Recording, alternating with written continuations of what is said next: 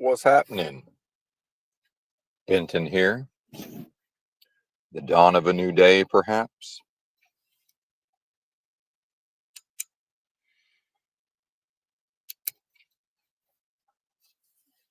Insert Psalm 23 here.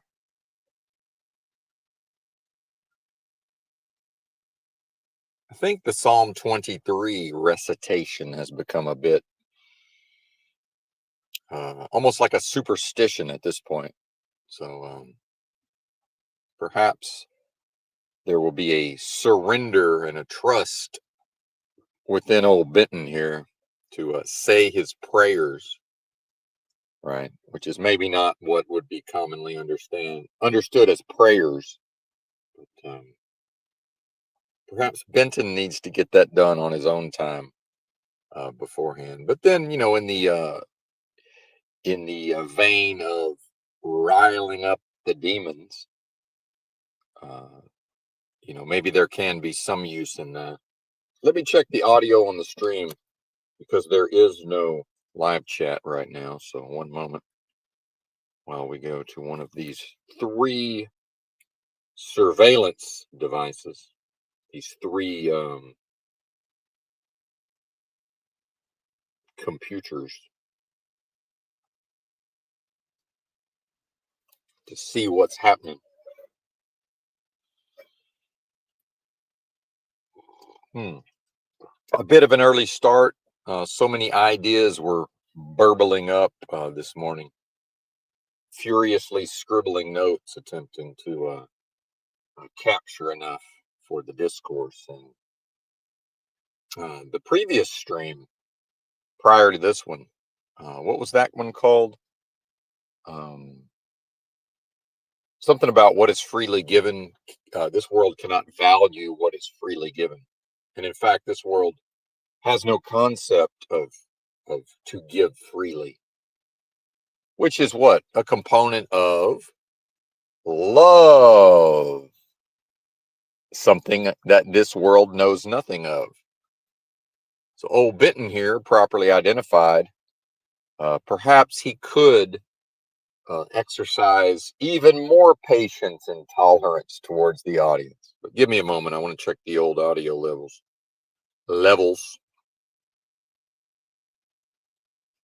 on my stream. Levels. Oh yeah, we're good.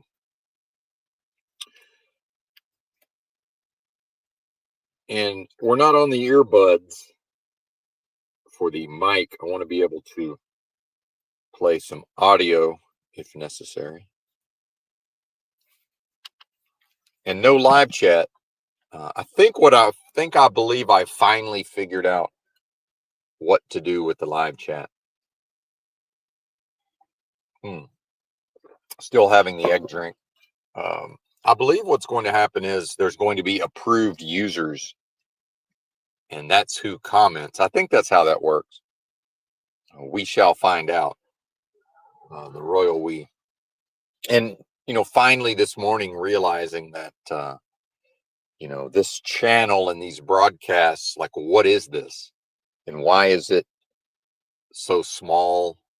In the distant past, the now distant past, folks have said, in complimenting Benton's performance, they couldn't understand how I didn't have, 400,000 subscribers and wasn't, making $10,000+ a month from YouTube, perhaps. It's like, yeah, man, that's not how this thing works, partner. That is not how this thing goes. Right. And what y'all don't know, and shout out to Replay Crew, shout out to anyone who may be listening live. And yes, there is no live chat. Why is there not a live chat? I'll tell you, hopefully, or not. Let's not get sidetracked out of the gate. But see the size of the ministry. Oh, that's right, the ministry. Is that what this is? I don't know. Doesn't the Bible talk about the ministry of Jesus? And what did the system do after the ministry of Jesus? It says, well, we better co-opt these teachings and this ministry. Oh, look, Saul of Tarsus, our agent of the system, is available. Hey, Saul, how about you change your name to Paul? Because the Saul vernacular, or no, that's not the right word, nomenclature. Well, that's wrapped up in being a secular Roman what? Now, I don't personally give a fuck about the Jewish side of it. Part of growing up in the Mississippi River Delta is we didn't know what that was other than a religion, right? And old Benton here, formed within this system, at least the personality, the performer, the psychology in the context of the performance. I don't know that we could spot a Jew or knew what that was. See? Meanwhile, where am I from? An area of the country that people just assume is all about some hating of particular groups, right? It's like, no. Apparently, the heat map for where do black folks live in America, apparently that's now somewhat controversial on social media. I don't know how that works, but TikTok, spreading these ideas in various social media platforms. So if anybody has seen any content around the heat map of where the black folks live in this country, well, that's where Benton's from. And he's actually from the part that historically is the most, impoverished, arguably, the most backwards, and the most economically useful because of what? The Mississippi River. Right? In my home county of Jefferson County, Arkansas, or Arkansas, as it may be, it's not technically, well, I think it is considered a Delta County, but if you look at it on the map, it's close enough, right? Kind of on the fringe. So to go west out of the house I grew up in, jump on old Highway 270 and take that bad boy to where Bill Clinton grew up in Hot Springs, Arkansas. Well, that's, I don't know, a couple of hour drive maybe. And that's probably not the Delta. So if that gives you any clue, right? So where I'm from is probably like the edge of the Delta, but swampy. Again, the Buddha of the bayou, perhaps. Now, old Benton has certainly proved to himself with the unlocking of the achievement within the game of lies in this world of death, of being able to bliss out with the best of them. Right? That's certainly a thing. Able to bliss out with the best of them. And then, to now further sensitive to the sensations going on in the physical tissues, right, in the context of the vacuous, delusory, adversarial realm of business transactions, right? And some of this is these very strong herbal teas that I choose to ingest at various times. So, and I want to get into some things with all of that. And this is going to be a bit of a slow burn, perhaps even beyond what is normally witnessed around here. And coming to understand so far this morning that these broadcasts and this channel, what is this? It's a ministry, but not something that anybody can join, right? Not something that, now, is there participation? Yes, there can be.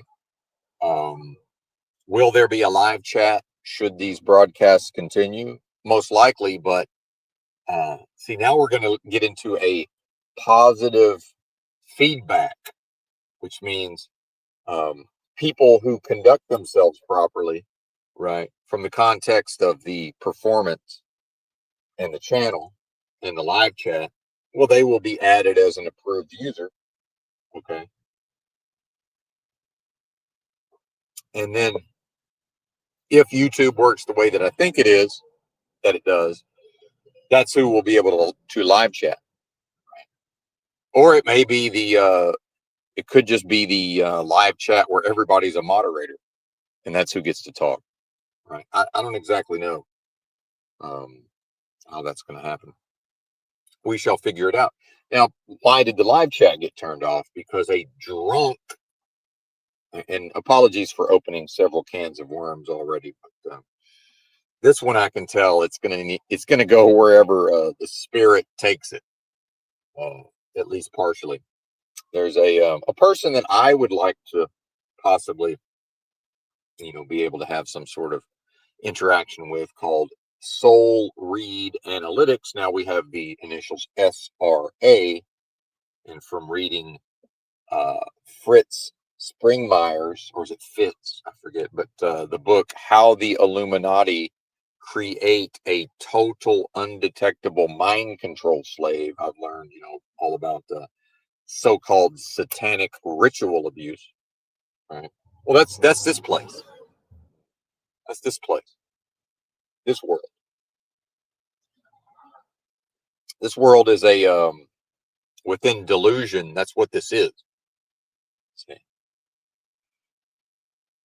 It's satanic ritual abuse, and that's when I'm talking about the spiritually perfected innocent child, sacrificed and delivered into the hands of Moloch and Moloch's machine, aka industrial and post-industrial society.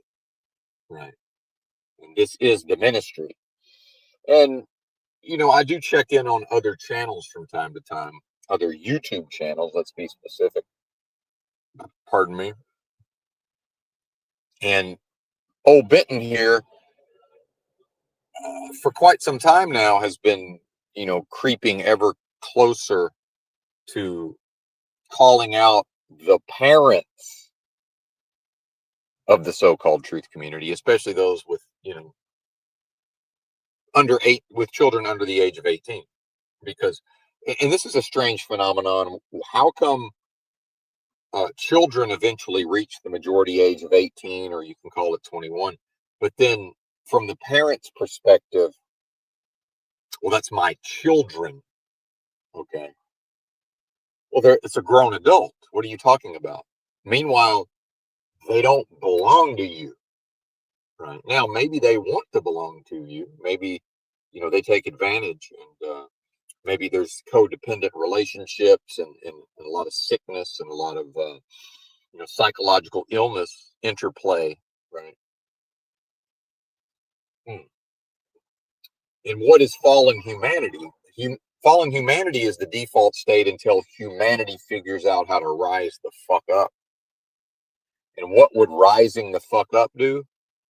So people want to talk about, oh, the globalists are panicking, the billionaires are scared that the people are going to rise up and take the pitchforks and, take the power and change the system and all of this. That can't happen, folks, because all efforts to do that will result in strengthening the system, and that's Kaczynskiism in part. So what it is, folks, is the fallen state that is being referenced, that precludes individuals from bootstrapping within themselves.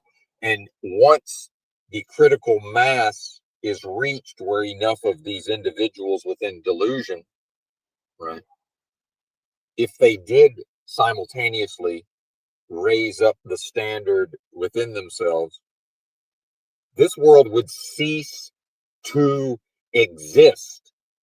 See? Now, is that the reason for continuously bringing new folks here? Is that the reason why, if there's 7 billion people, and who knows, don't know, don't care, but is that the reason for building up the infrastructure of society? Because in the past, did the system of things, Moloch's machine, did it need there to be a whole bunch of humans under the threat of they might bring up the level of their performance in a way that would threaten the system, because it's only the internal performance. It's only what's going on inside the individual that's a threat to the system. And only if enough of the individuals do that simultaneously. It's a numbers game. See?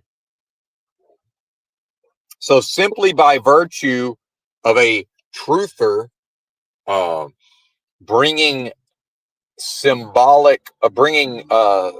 children symbols of spiritual perfection and innocence, see, bringing them here and then sacrificing them to industrial and post-industrial society. And that's inarguably what's happening. You can homestead, you can not vaccinate, you can homeschool, you can do all of that.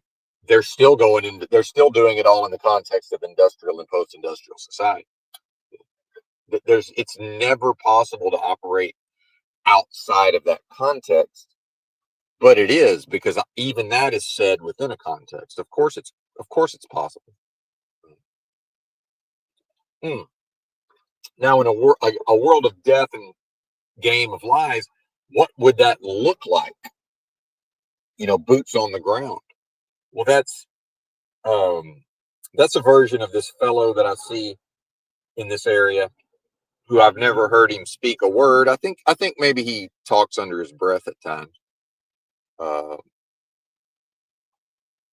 ultimately, if certain individuals have their own grasp of this material, okay, and it's like, if I'm vibrating on a certain level, based on this internal bootstrapping, it's fairly easy to recognize when another individual is sort of vibing in the same way, right?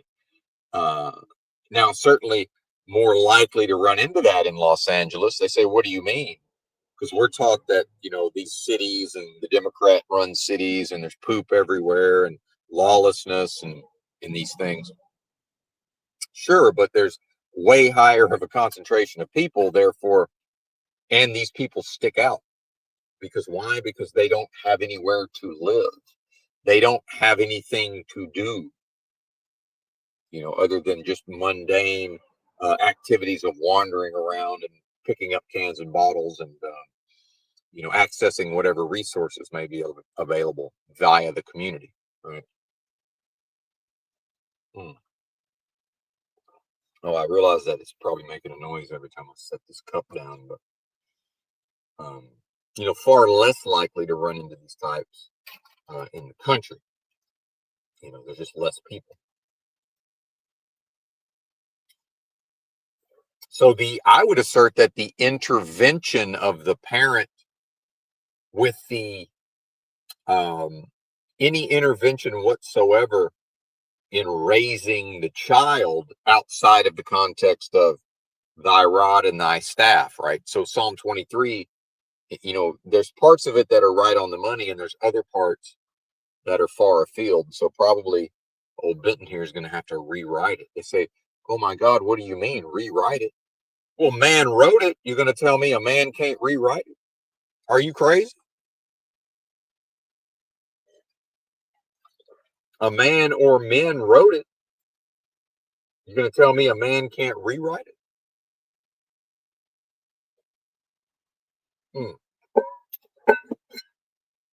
What kind of sense does that make?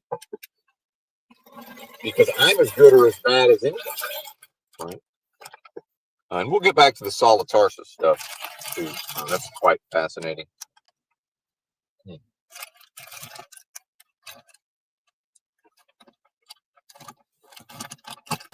Sorry, apologies for all the noise there.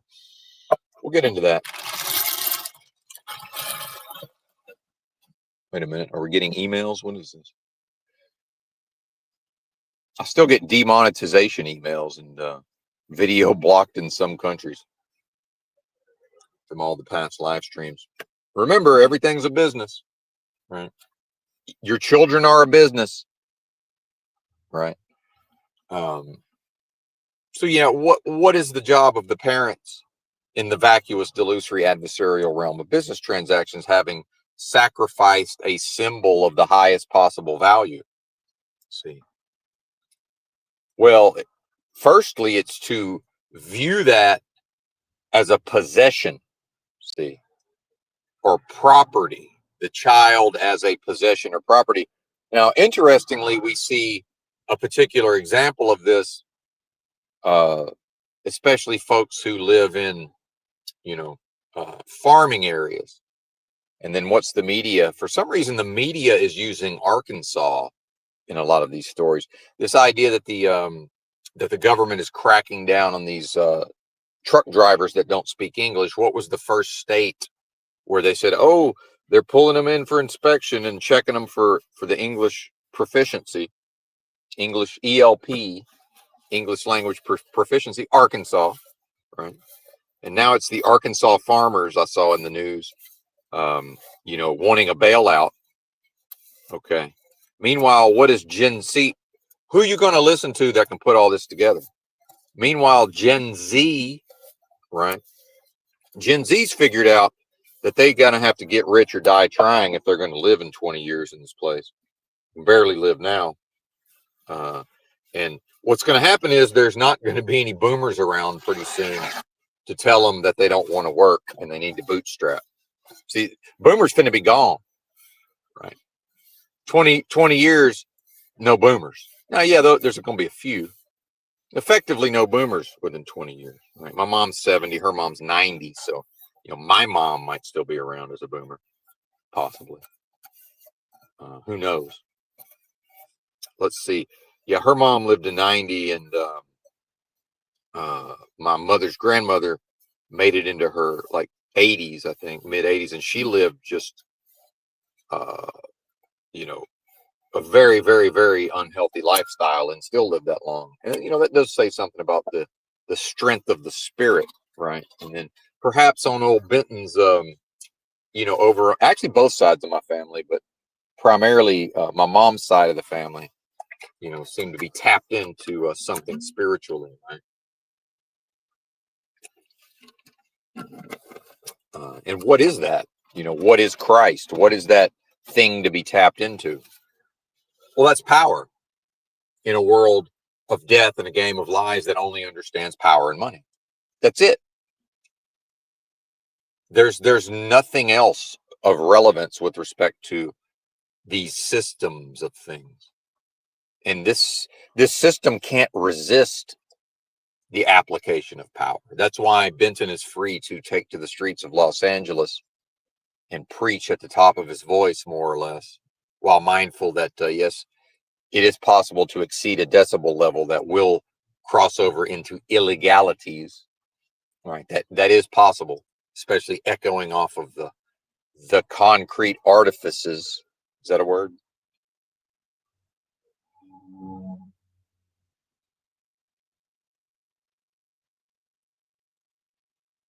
Because that's power, see, when aligned properly within myself. And there's nothing anybody can do. Now, the body can be attacked, right? The body can be attacked. Hey, don't do me any favors. Don't do me any favors. I'm trying to get up out of Benton is trying to get up out of here anyway. If it was up to old Benton, if I could press a button, if Benton could press a button and just go on to the next phase, right, and helicopter his ass up out of delusion, pretty sure old Benton would click the button. See, but that doesn't seem to be an option spiritually, and that's okay, because what I am endures. What I am persists. See, what I am is, the counterbalance or the foil to what this place is.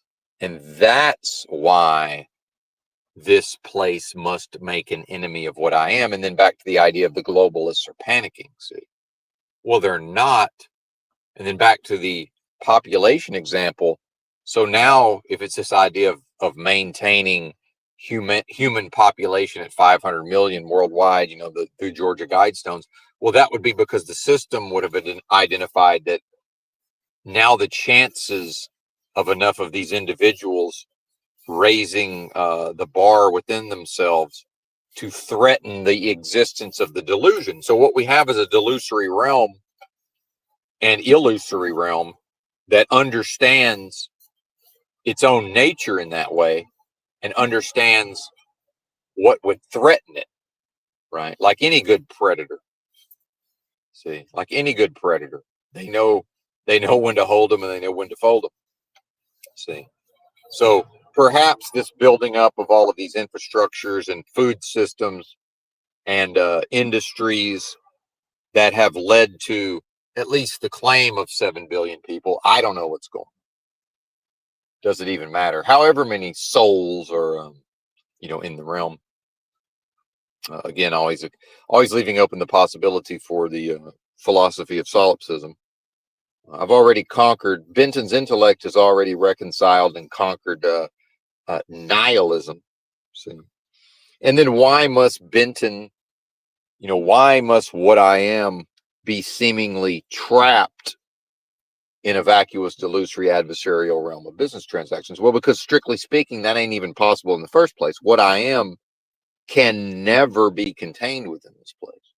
So see, now we're back to the true knowledge of self. See? But it can certainly seem that way, right? So here I am, clinging to experience, clinging to physical health, clinging to, what must be done to feel some type of way in my tissues, right? Fuck it, the only way out is through. Doesn't that apply to pain? And in fact, some of the prior mentioned strong herbal teas, some of that enhances the effect of whatever may be going on in the physical tissues, right? That good pain, okay? Maybe old Benton's gotten a little too comfortable in his tissues. Let's stir the pot a little bit, see what happens. In a upheaval, cataclysm, right? Catharsis, all of these various notions. To be a catalyst, right? But then this realm would say, okay, but do that externally, be an external catalyst, be the change you want to see in the world, right? This world is the change that what I am would never create of its own volition. See, only when antithesis and the ideas and notions of antithesis is thrown in the mix, see, does this delusory and illusory world appear. As if imagined, just as if spontaneously imagined, right? Oh, what do you mean spontaneously imagined? Well, now we have the waking dream, surrealistic unreality. That's what I mean. Deja vu all over again. All right. And I actually listened back to the previous stream, not once, but twice. And after getting over just how poorly my vocal performance has declined over time, there was some really, really, really deep shit. And should it be called shit? And this, my own psychology, again, the psychology of Moloch's machine, just immediately reflexively referring to something of value as if it was poop, and it's stinky poop. So the stinky poop, that's my stinky poop, right? Just looking at the language itself, right? Either way, listening to my own content twice in a row, and starting at about minute 28. If anybody wants to check out the prior stream who hasn't done so yet, right about minute 28. And in fact, in my review of the material and all the way to the end, the points I believed I was making, in a somewhat emotionally, motivated discourse, and it is a parable, right? Because the points I was intending to make, and then listening back to it, there were greater points that I wasn't even aware of as I made, as I delivered the broadcast. And that's the preacher / ministry aspect, right? And that's certainly, the gift given to Benton is an ability to do these things, right? To perform in these ways, but not to monetize it. See, and that's the ministry side is, and I know I'm jumping around, but this will all be tied together eventually. So please bear with me, folks. The Royal We is going to get there. We're on the StreamYard. Don't necessarily have to concern myself quite so much with the data plan, right? And might be inclined to take more days off here and there anyway, perhaps. So I've been bothered by this idea of, again, back to Saul of Tarsus. And what does the church say? Well, the church says, well, we're 501(c), we're tax exempt, but y'all pay your taxes. See? So go to the church, put your butt in the pew. When the collection plate goes around, go ahead and tithe 10% of your income, right? But we don't pay taxes. The church doesn't pay taxes. What happened to that separation of church and state? See, so how can the church ever align itself with the people? And it doesn't do what the people does. People pay taxes. Or is that, here's your sign, why are the people paying taxes? What's good for the goose is good for the gander, I thought. Right? So why isn't the church paying taxes? Or why are the people who put their butts in the seats expected to pay taxes? Meanwhile, what would Jesus do? What did Jesus do? So let's just assume that as an adult male, before he was baptized, that Jesus was a carpenter and building furniture and houses and whatnot. Well, if that was in exchange for money, he certainly, and it would have been expected to what? Well, eventually the tax collector is going to come around. See? Well, guess what, folks? After baptism, there's not a single account in the Bible of Jesus working a job or handling money. Now, in the context of the ministry, there were donations accepted, right? And there was a common fund to finance the ministry. And I believe that was Peter. I would have to look that up, but I believe Peter, right? Oh, and Jurassic Liars 26 is now going off in my head, right? That's a wiener reference, right? That's what JL would say, but that's just a joke going off in my head there, in the Royal We's head. See, and so in the context of the resurrection of the Lord Christ Jesus Christ as Lord, well, that's not good enough. See, that's the church that says that, and they stop there. The church is happy. Saul of Tarsus's church is happy to talk about the resurrection of the Lord Christ Jesus, and happy to talk about Jesus Christ as Lord, because that's non-specific. What does that mean? Could you be more specific? No, the church can't be more specific, and then the church will just simply go through this nonsensical loop of what that means. And pretty quickly, it's going to be some version of God of this world. Well, that would be Antichrist, sir. Jesus Christ is Lord of this world. Well, that would be Antichrist. I hate to break it to you. Prince of the power of the air, anybody? See? And in the biblical story, antithesis, aka Satan, offering supposedly the kingdoms of this realm to the Lord Christ Jesus. Because in seeking to establish Antichrist, hey, why not why not start with a man who, the Son of Man, right, so-called, um, who seemingly embodied this, right? Go straight to the source. Wouldn't antithesis go straight to the source and say, well, maybe, you know, that there's this so-called avatar of God. Let's see if that will go for it. Maybe it will just go ahead and step into the role. Because isn't that the part of the biblical story, is that the enemy is seeking a sufficient human that humanity would accept at the level of Antichrist. I mean, that's not my understanding of it necessarily, but it seems to be what is perpetuated within this vacuous, delusory, adversarial realm of business transactions via what? Demonology. Okay.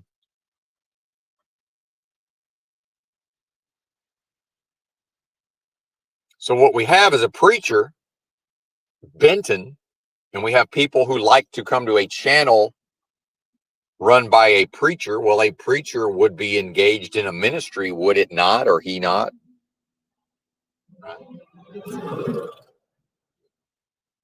Let's get down to brass tacks. How much for your immanent soul? IMMANENT, right? Everything's for sale, isn't it? This is America. We only measure in money. What's the being's soul worth or birthright in the context of having passed from the womb of a woman into this place, right? The idea of biological matter, and the her water broke, right, and the flow, and all of these things, and then here comes manifested truth in the form of a helpless, innocent babe. Because if the most super intelligent power and force of love and creation would fall under the influence, due to its own nature, influenced by antithesis, subversion of the creative force, to imagine and perpetuate this realm via delusion. Let's see. Well, why wouldn't, as Benton and others at times get accused of arrogance? I don't know what's more arrogant than a being or a force that only knows its own nature, that says, yeah, man, I'm your huckleberry, not your huckle bearer. I'm your huckleberry, meaning I'm, what I am is so footloose and fancy free that I know we'll make an Adam and an Eve, and then we'll let the serpent and antithesis influence them. And then what does the Bible say? Well, prior to this influence, that there weren't no sexually operated, and that's not the right term, but there wasn't any sexually there wasn't life brought here via the interplay of the sexual organs, and this idea of the tree of the knowledge of good and bad, or whatever it was, and the eating of the fruit. And then what was the punishment? The punishment was, okay, now the woman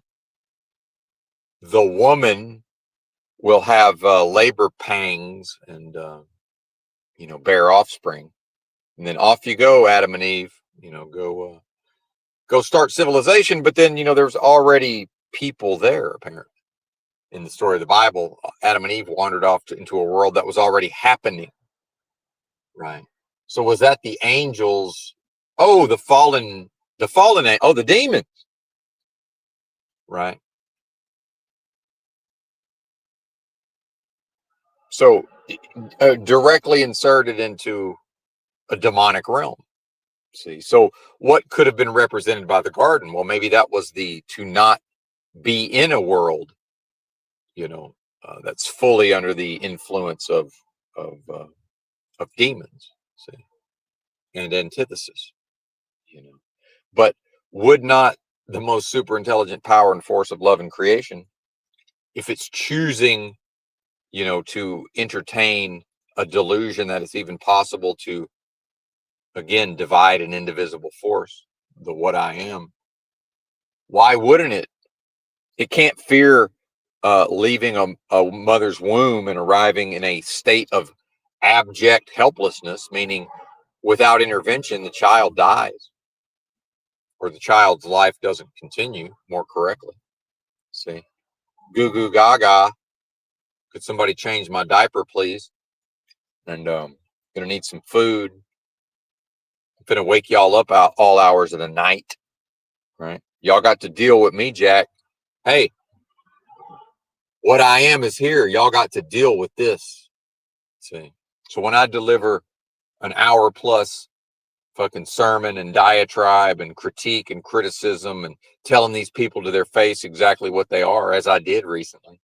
Yeah, trendy white folk gentrifiers told them to their face what they are. And then, because of course everything here is a business, that's how they say business where I'm from. Business, because everything's a business. Eventually,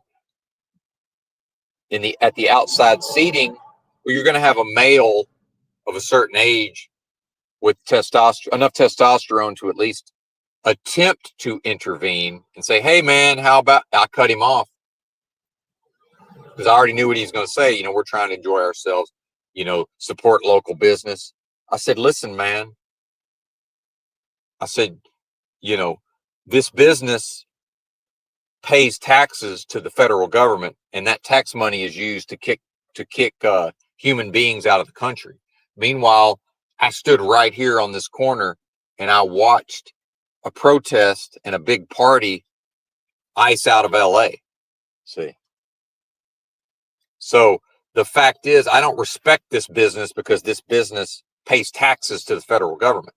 See? And in fact, some of those people that have now fled and are hiding in their homes or have been kicked out of the country, some of them, although I've never seen a Hispanic person,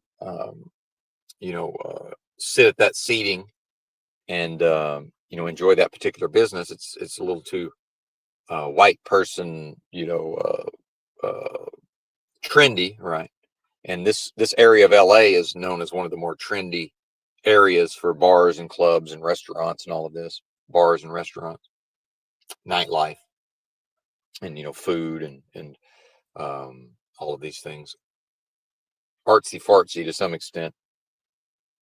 I said, you know what? Some of those people might want to come down here, except when you buy a meal here, so a portion of that money goes to the federal government to pay for the mechanisms that are kicking these people out of the country. So no, I don't respect that.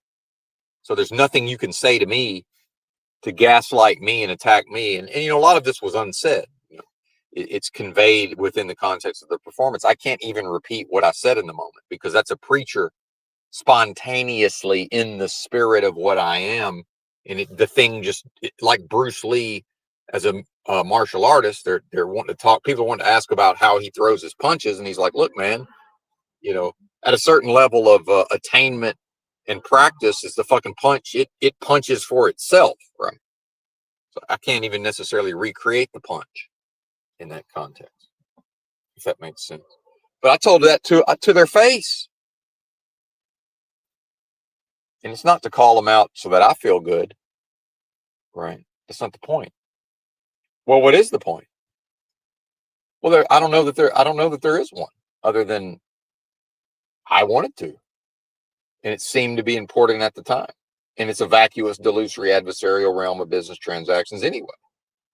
Right? This is all quite fleeting, and this is all temporary, and it's fleeting, and all of this. Okay, all the more reason to give an impassioned, sermon / lecture /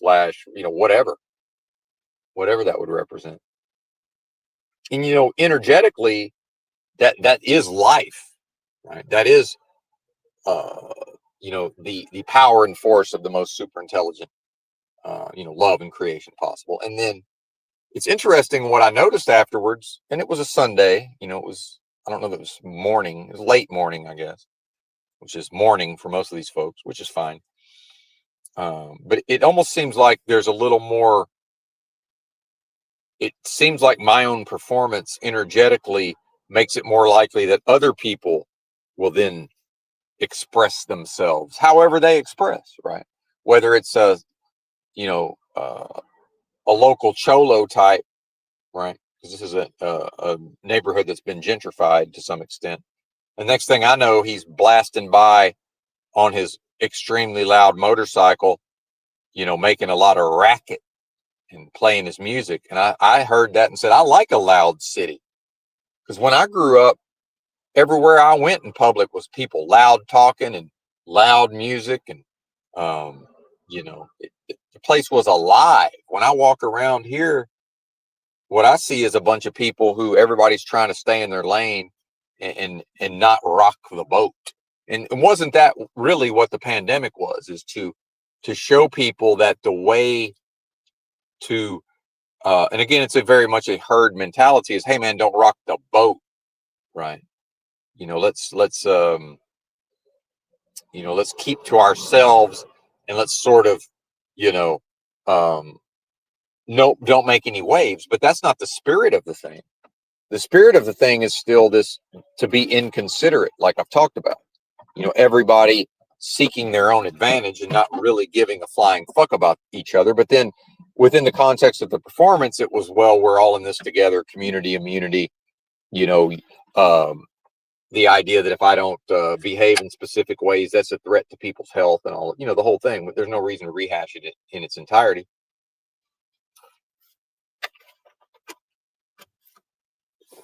Well, again, what I am is here, baby, and it's got to be dealt with, right?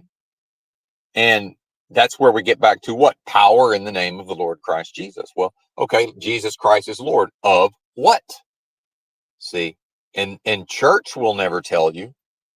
Paul's church will never tell you. Saul of Tarsus will never tell you. What is the resurrection of Christ?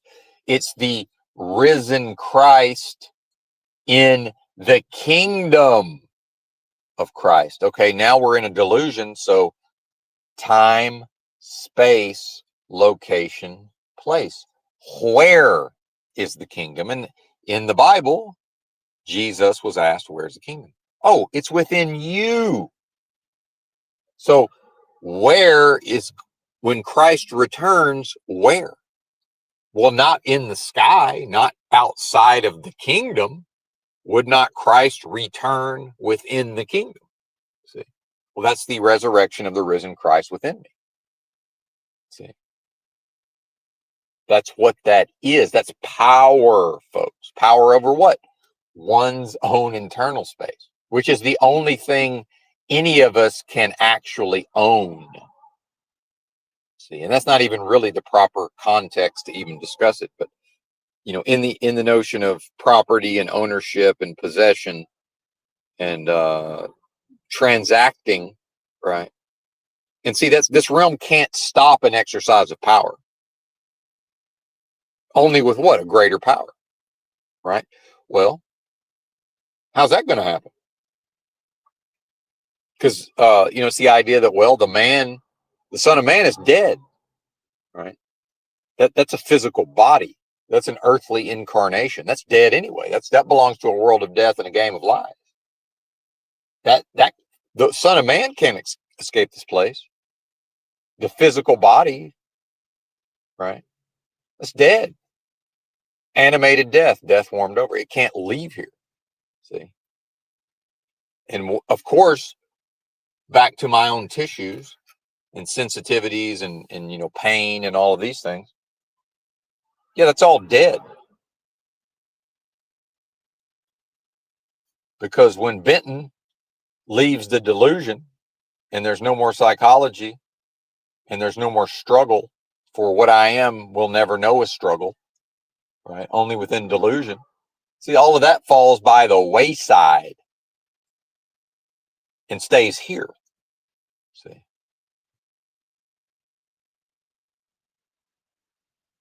And these power dynamics play out. And there's not a damn thing that can happen here except what? Again, the story of Christ from the Bible, executed for sedition. And at a certain point, I'm on the sidewalk saying, what does it take for a fella to get executed for sedition around here? Because in a fear state, in an attachment to this realm, and this is a big part of the ministry and the preaching, in this realm, in an American society, in a city, right, or an urban area or a rural area, as it may be, what's this idea of, oh, freedom of speech, freedom of this, freedom of that. Not only are you free, you're more free than anybody's been in all of human history. Slave. See, the mixed messages. Oh, now we're back to the SRA, the satanic ritual abuse, where in order to split the psyche of the individual is to try to have them experience fear and love simultaneously. See, simultaneously. Right. Now, this world and place cannot respect or even consider anything but power dynamics. See, power and money. Well, what did Christ represent in part was, no working of a job, no tax liability, and no handling of money. See, now, is Benton supposed to skip to what may be the final phase of a progression in evolution? Probably not. So maybe Benton will return to truck driving for a short time, perhaps. It's possible, right? Who knows? That has yet to be determined. But that can't be the long term. The long term for a follower of the teachings of the Lord Christ Jesus within this vacuous, delusory, adversarial realm of business transactions, at a certain point, it cannot be employment and taxation. It's simply not possible to do both. That is the service of two masters. Can't happen. Now, that doesn't mean that the being hears the message and the sermon and the preaching and just says, well, fuck it. No more employment and no more tax paying. It's a process. Because in calling Jesus a carpenter, would that not be some acknowledgement of his own progression? They say, well, he was God and he was spiritually perfected. How's that any different than what I was born into? How's that any different? It's just perhaps the falling away from that, see, could have occurred a little more quickly. Maybe Jesus came into the understanding of these dynamics, more or less was born with the understanding, perhaps. And again, in order for the religion to function, would have to represent the highest possible value at the level of what? Sacrifice. See, in order to what? To die for your sins? So Christianity is apparently based on the idea that wicked fallen humans will always fall into folly and error, and they symbolically, with the if there's that Nancy Pelosi MS-13 spark of divinity, this little light of mine, I'm going to let it shine, right? That will incarnate into the innocent babe, and then sacrifice to Moloch, and then having a psychology installed via this world of death and game of lies. Well, it will more or less from day one fall away from, its own nature, and its nature representative of blessing will then be indoctrinated from day one in how to function at the level of curse, right? So if somebody has children in a so-called truth community and raises them up as less of a curse than what they otherwise might be, how does that follow along with the ideas of make the tree good or make the tree rotten? That's an attempt to play the middle. Oh, we'll just make them treat their blessing, it's going to be less of a curse. Well, how's that any better? It's still treating blessing as if it were a curse. What are we talking about here? See? Now, would Jesus represent some version of a being who just understood this innately, right? For whatever reason, from day one, perhaps. But even in the story of Jesus working in, for whatever reason, this idea of employment and working as a carpenter.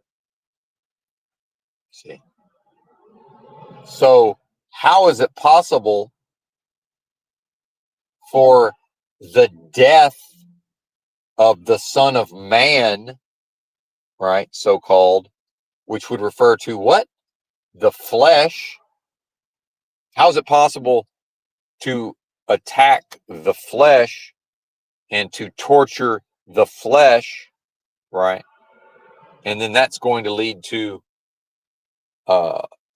death redeeming life, right?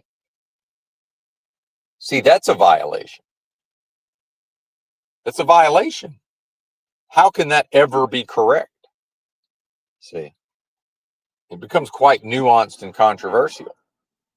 But remember, the church functions at the level of convincing people that they are not enough and they'll never be enough. So come to external authority in a disempowered fashion and grovel and behave at the level of status quo and social contract, and then be accepted, right? And we'll bring you into the flock or the fold. See, and the church will be a strong earthly authority to sort of deliver the being from its own folly and sin. Well, what I am knows nothing of folly and sin. What the fuck are you talking about? Only within delusion, based on the machinations of antithesis via what? The subversion of the creative force, is this even possible? Because otherwise, what's the point? We could just be chilling in the house of the Lord forever, right? Why come here in the first place? Why enter into the delusion in the first place?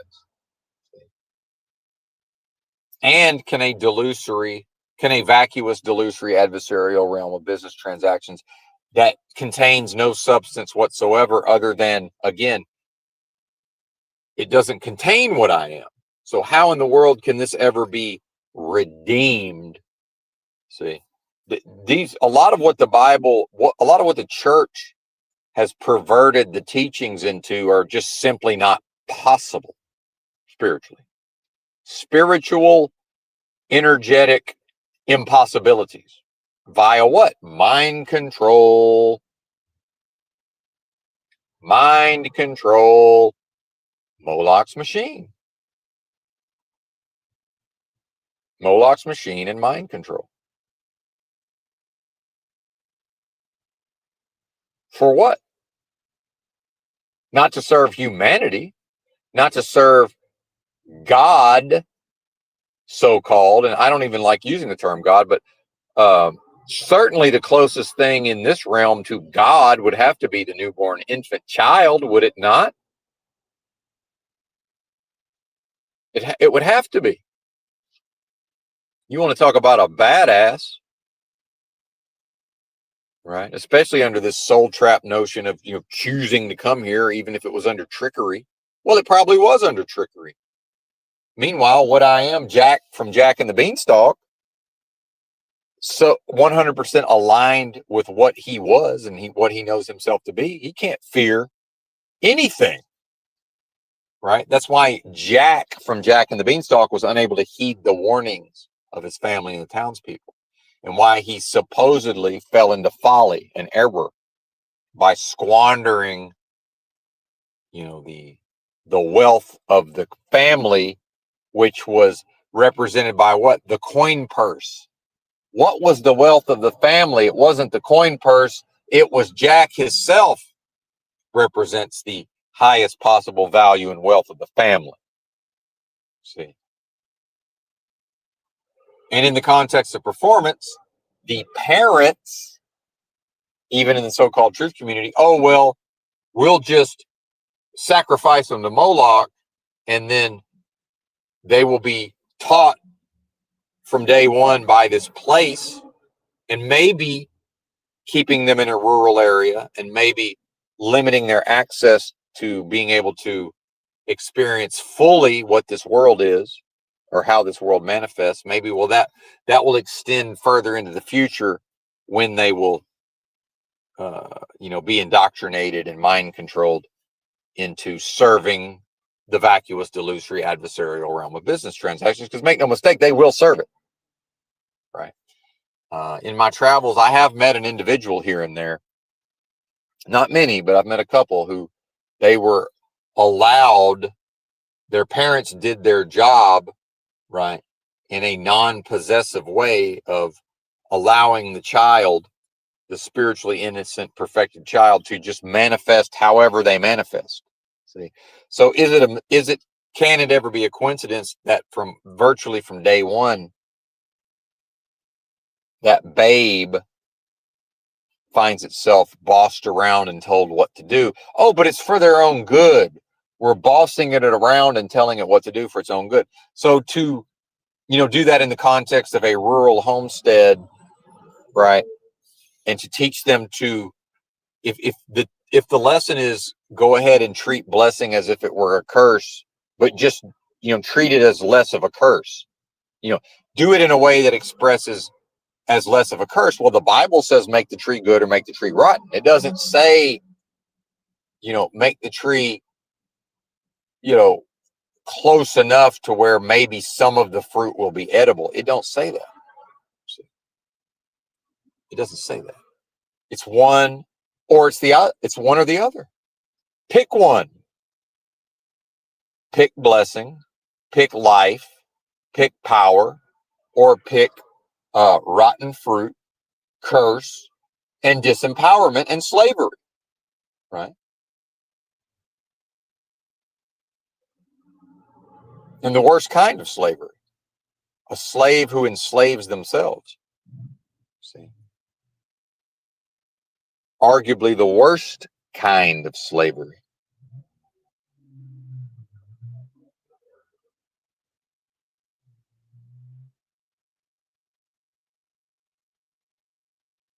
So the idea of the Christ dying for our sins, right? Which I'm sure there's an element of that. I'm not throwing that out entirely. I'm more speaking in the context of how Christianity promotes these ideas, see, because certainly it is that, on a level, in a way, in a context, because it's certainly the value of the sacrifice, right? What does that represent symbolically? Hey, what I am is the most powerful. It's the, one with the most super intelligent power and force of love and creation. So much so that I came here as the most helpless physical form that can then grow into an intelligent human being, with a spirit and all of these things.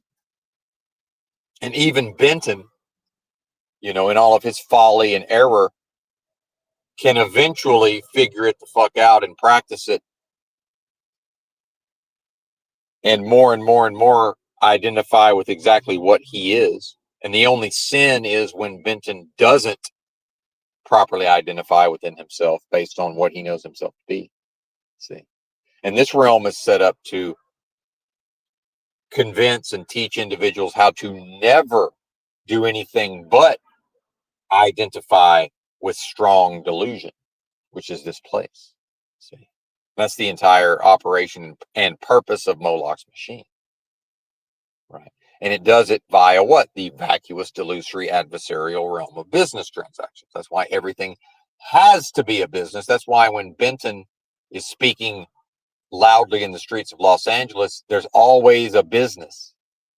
Unless now, can I find areas of the city where all of the businesses are shuttered? Sure. So when the people say, hey man, we're trying to enjoy ourselves and we're trying, this is a local business. What? As if that's okay, it's less of a curse than a corporation, so what? Oh yeah, this is a trendy local fucking cafe. Oh great, it's less of a curse than Walmart. Good job. Good job being less of a curse, because the same human beings who like to write graffiti and put a sign in. This is what I told them to their faces. I said, yeah, put a sign in the window that says ICE out of LA, but go ahead and pay the tax man to fund ICE. Right. And this is the state of humanity. This is the state of humanity, is to put a sign in the window that says ICE out of LA. Right. And then when a symbol of the highest form of power, the highest power and force of love and creation possible, shows up on the corner and starts preaching based on manifested truth, eventually somebody's going to try to say, hey man, how about you knock it off? And I'm like, well, let me go ahead and explain exactly what's happening here to people who claim to be against what the government's doing. And the only way to prove to be against what the government is doing is to refuse to participate. It's to say, well, freedom is to say, government, I will not participate in this. Or I will participate again in a fake it till you make it type of way. Yes, there has been, unfortunately, a service to that system of things. Again, in my own ignorance, right? And then see this last truck driving job, and one of the ones before it, 1099, right? No taxes. So and again, if I go to a store and buy something, there's a sales tax. Is it even possible, really? Well, how is it possible to avoid directly paying taxes? Well, probably to live like some of these people I've described, who now they handle money. I've only seen one that doesn't handle money, but then I gave him $20 one day and he accepted it. So I guess he does handle money. I've only met one person that I've never seen do recycling, and I tried to give him $5 one day, he wouldn't take it. So maybe he's doesn't handle money. I don't know. Probably gets food stamps and whatever else. So who is able to live in society who doesn't have resources, and even people with resources, that's going to be even harder for them not to pay taxes, right? It's basically a penniless fucking beggar living with nothing, hand to mouth. And, some would say, well, somebody paid taxes on that food or whatever. Well, I mean, it's just simply not going to be possible to get there individually. And I don't even know that that's the goal necessarily. But look at how illegal it is for me to call for these things. Meanwhile, to do so in the streets, at this point on the timeline of the psychological enslavement of Moloch's machine, and with the surveillance state, and certainly the government is listening as Benton is on the corner saying all of these things. It's known. It's going into these databases. Audio of whatever I was on about is available somewhere. If the NSA or whatever is like, oh, let's go to Benton's profile in our fucking supercomputer, they will be able to review an audio recording of that sermon / lecture, discourse, if they want to. It's there. There's no way it's not there. And we all know that, especially in the so-called truth community. And that's just fully accepted, because Americans accept whatever the government and the system rolls out, no matter what it is. They just accept it, right? Oh, the smartphone gives it's likely it could cause, brain tumors and all of this in the child. Well, status quo and, social contract and peer groups. Well, when every other child is 10 years old and has a smartphone, are you going to be the one? And some of you are, some of you are the parents who'll be like, nope, not my kid. Just like my parents were like, no, we're not going to have cable TV, and, no TV in your room or whatever. Well, eventually it became, we don't have cable TV, but then, Benton had a TV in his room eventually. So, can the parent actually, hold to those authoritarian lines where they're going to just, this is the dictate, you will follow it, right? Ruling the roost with an iron fist, well, what is the child going to do? You chip away and chip away and chip away and chip away, and eventually perhaps get their way.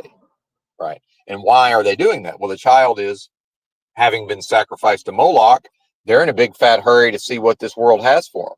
See, now what do the Amish do? Rumspringa. They say, well, you're 14 or whatever, off you go to hang out with the English, and you, because you're going to choose to join this church, meaning that's how the rules apply. You have to consent to following the rules of the church. And if you, as an Amish person, choose to not join the church, you're still welcome in our community. You're still a member of the community, the Amish community. See? Well, that's not how the Jehovah's Witnesses operate. It's not how my family operates. My family, who, might have wanted to protect me from these things and simply just lacked the ability to. But again, even the Amish who are living, such protective, in an enclave and under protection, they still say, well, the child at a certain point must go out and experience the world, because to deny them the world actually makes it more attractive, as we see. So there's the chipping away. And then, so when I talk about these other channels that I don't, necessarily consume the content anymore, I will pop in from time to time just to sort of get a broad view of what's happening. And I saw, based on some YouTube comments, there may be some notions of, well, people who don't have children of their own, well, they can't understand this. Oh, bullshit. I understand it in a way that a parent never will. I understand it only from the perspective of what? Having been parented. And meanwhile, in the traditional sense, with a father that came home to my mother every single night of my childhood, unless there was a damn good reason, but effectively every single night of my childhood until I went off to college, my father came home to my mother and they slept in the same bed together. Right. And we attended church, although, people can have their own opinions about that. It's still technically a church with a Bible. Right. And I went to school. Okay. Thankfully wasn't homeschooled. Thankfully. Just speaking for myself. What a disaster that would have been in certain ways. Now, it was a gigantic waste of time to go to school for that long. But, socially, certainly had its advantages. Right. And being able to, but then again, what does that represent? That still represents some version of that Pleasure Island, wherever they went to behave like donkeys in Pinocchio. It was still a version of that, right? But then you have also the idea of like preachers' kids, and they're the worst, or Catholic schoolgirls. We get into repression and, puritanical notions and, repressive culture, and that shit don't work, clearly. And I feel for some of these parents, what are they supposed to do? Because some folks are just simply unable to.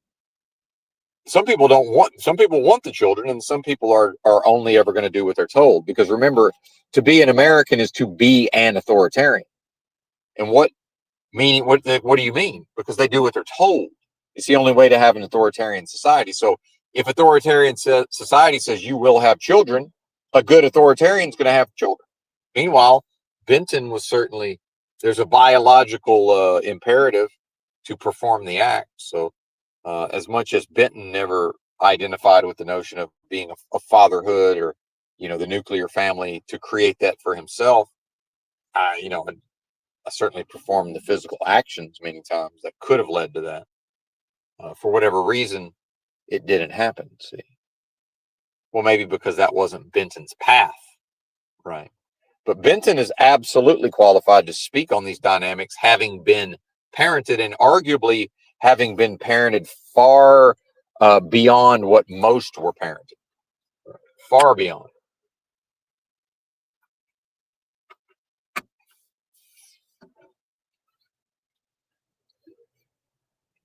So there's always a frame of reference. See? And there's never energy put into, oh, well, coping for damaging minor children by what? By raising them. See? And that's the conundrum. How to raise and parent these children without damaging them. within a system of psychological enslavement and control that just what's considered normal daily life damages children. Normal daily life in America is child abuse. And how it's not illegal to strike a child, I have no idea. As an adult, I'm more legally, physically protected than a minor child is in this country. A person's free to have their child perform labor and to also beat the child legally. So if I want to go out here and homestead, and if my wife is fertile and my swimmers are strong enough, I can make a whole bunch of people and have them. That's the labor force for the farm. And if they don't behave correctly, I can beat them. I said, well, it's not a beating. We spank their bottom. Well, I mean, it's just technically a beating, right? Because I was never beaten as a child except out of anger. So who out here is spanking their child and is not in a state of anger? Right? Yeah, I'm sure it happens, but what percentage of all beatings are administered to the child that occur outside of the context of a state of anger? And I don't even want to tell you what my parents did, and what my parents did wouldn't even probably be. It certainly wasn't illegal, right? But at the level of abuse, yeah, I was. Me and my sister were simultaneously physically abused at a very young age. I recall it. See, I have one of my earliest memories.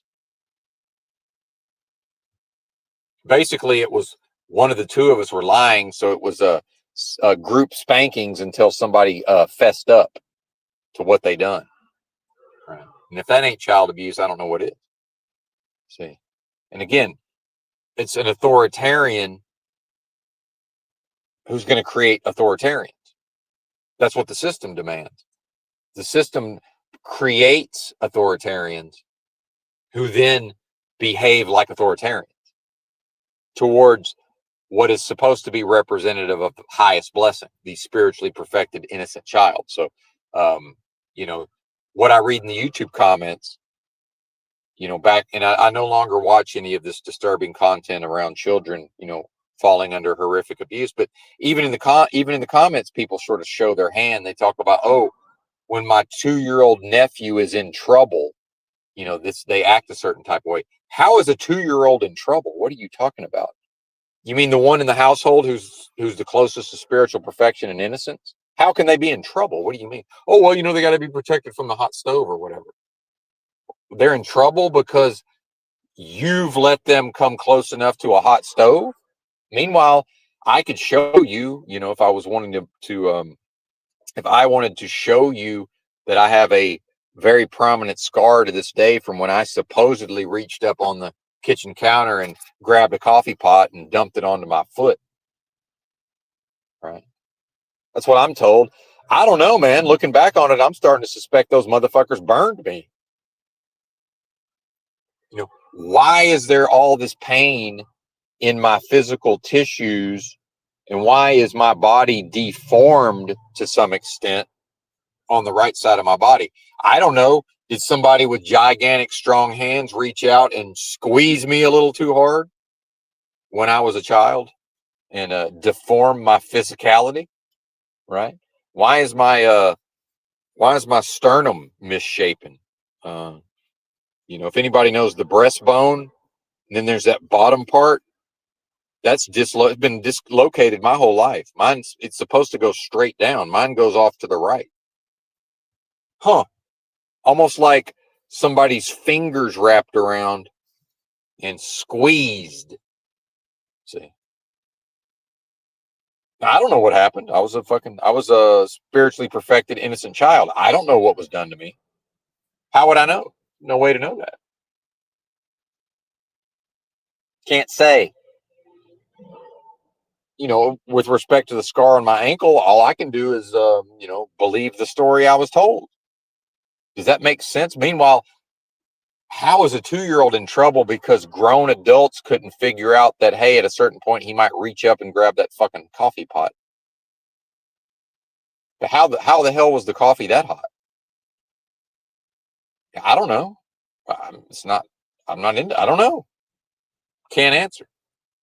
Right. But does this sound like, you know? Does this sound possible from the type of people living in a trailer in Arkansas? One of my few memories of the trailer, in fact, who again the 4-year-old or whatever is in trouble, right? We got a 4-year-old and a 3-year-old, and they're in trouble. It's like, how? What are you talking about? Oh well, and now something happened, and you know there's two of them, and they're telling different stories, and one of them's lying. So let's beat them until one of them confesses. 4 years old. This is sick. How is this even? How this is society, people? And it's not, oh well, Benton, oh well, this happened to Benton, and so let's gaslight Benton. I would say this happens to more, especially a 50-year-old. This happened from the South, where life is cheap and life is hard back then. This is probably more folks than not were subjected to this treatment. Probably more than not, right? And to this day, if I mention corporal punishment to somebody my age, here's what a Southerner does where I'm from. Everybody laughs and finds it funny and says, "Oh, I was such a bad kid. I needed those beatings." Right? And I regret it, but one time in my life, my buddy had this kid, right? A little boy, and this boy was into everything. And because this is the father wanted the son to be rambunctious and wild, so he liked that and thought it was funny. And so when I would come to visit, the kid would always fuck with me, right? And eventually he's like, yeah, the only way he's going to ever leave you alone, you're going to have to. Once he does something to you, you're going to have to spank him. And I regret it, but I did give the kid a spanking one time, right? Now, what was the spirit of that? Was that out of anger? So that's my own sin to atone for, right? Um, Beyond that, one time I was angry about how a college football game was turning out, and I spoke. I was mean to a child with my speech. That's it. I made fun of him in a way that I knew would hurt his feelings or whatever, and called him a silly little man. And that's it. That's the entirety of me as an adult doing anything whatsoever to a child, right? And certainly, in retrospect, find it regrettable. But then, why am I in a situation in a cultural context where I'm again authoritarians telling me to beat their own children? It's not enough to beat your own kid. Let's see if other people will join in on the beating, right? And remember, culturally, you're supposed to, it's always appropriate in Arkansas to spank a child on its bottom, right? Um, in fact, when I was a child, if another adult, if I was in the care of another adult and and if I did something and they wanted to spank me, they could, right? This is sick, man. This is sick.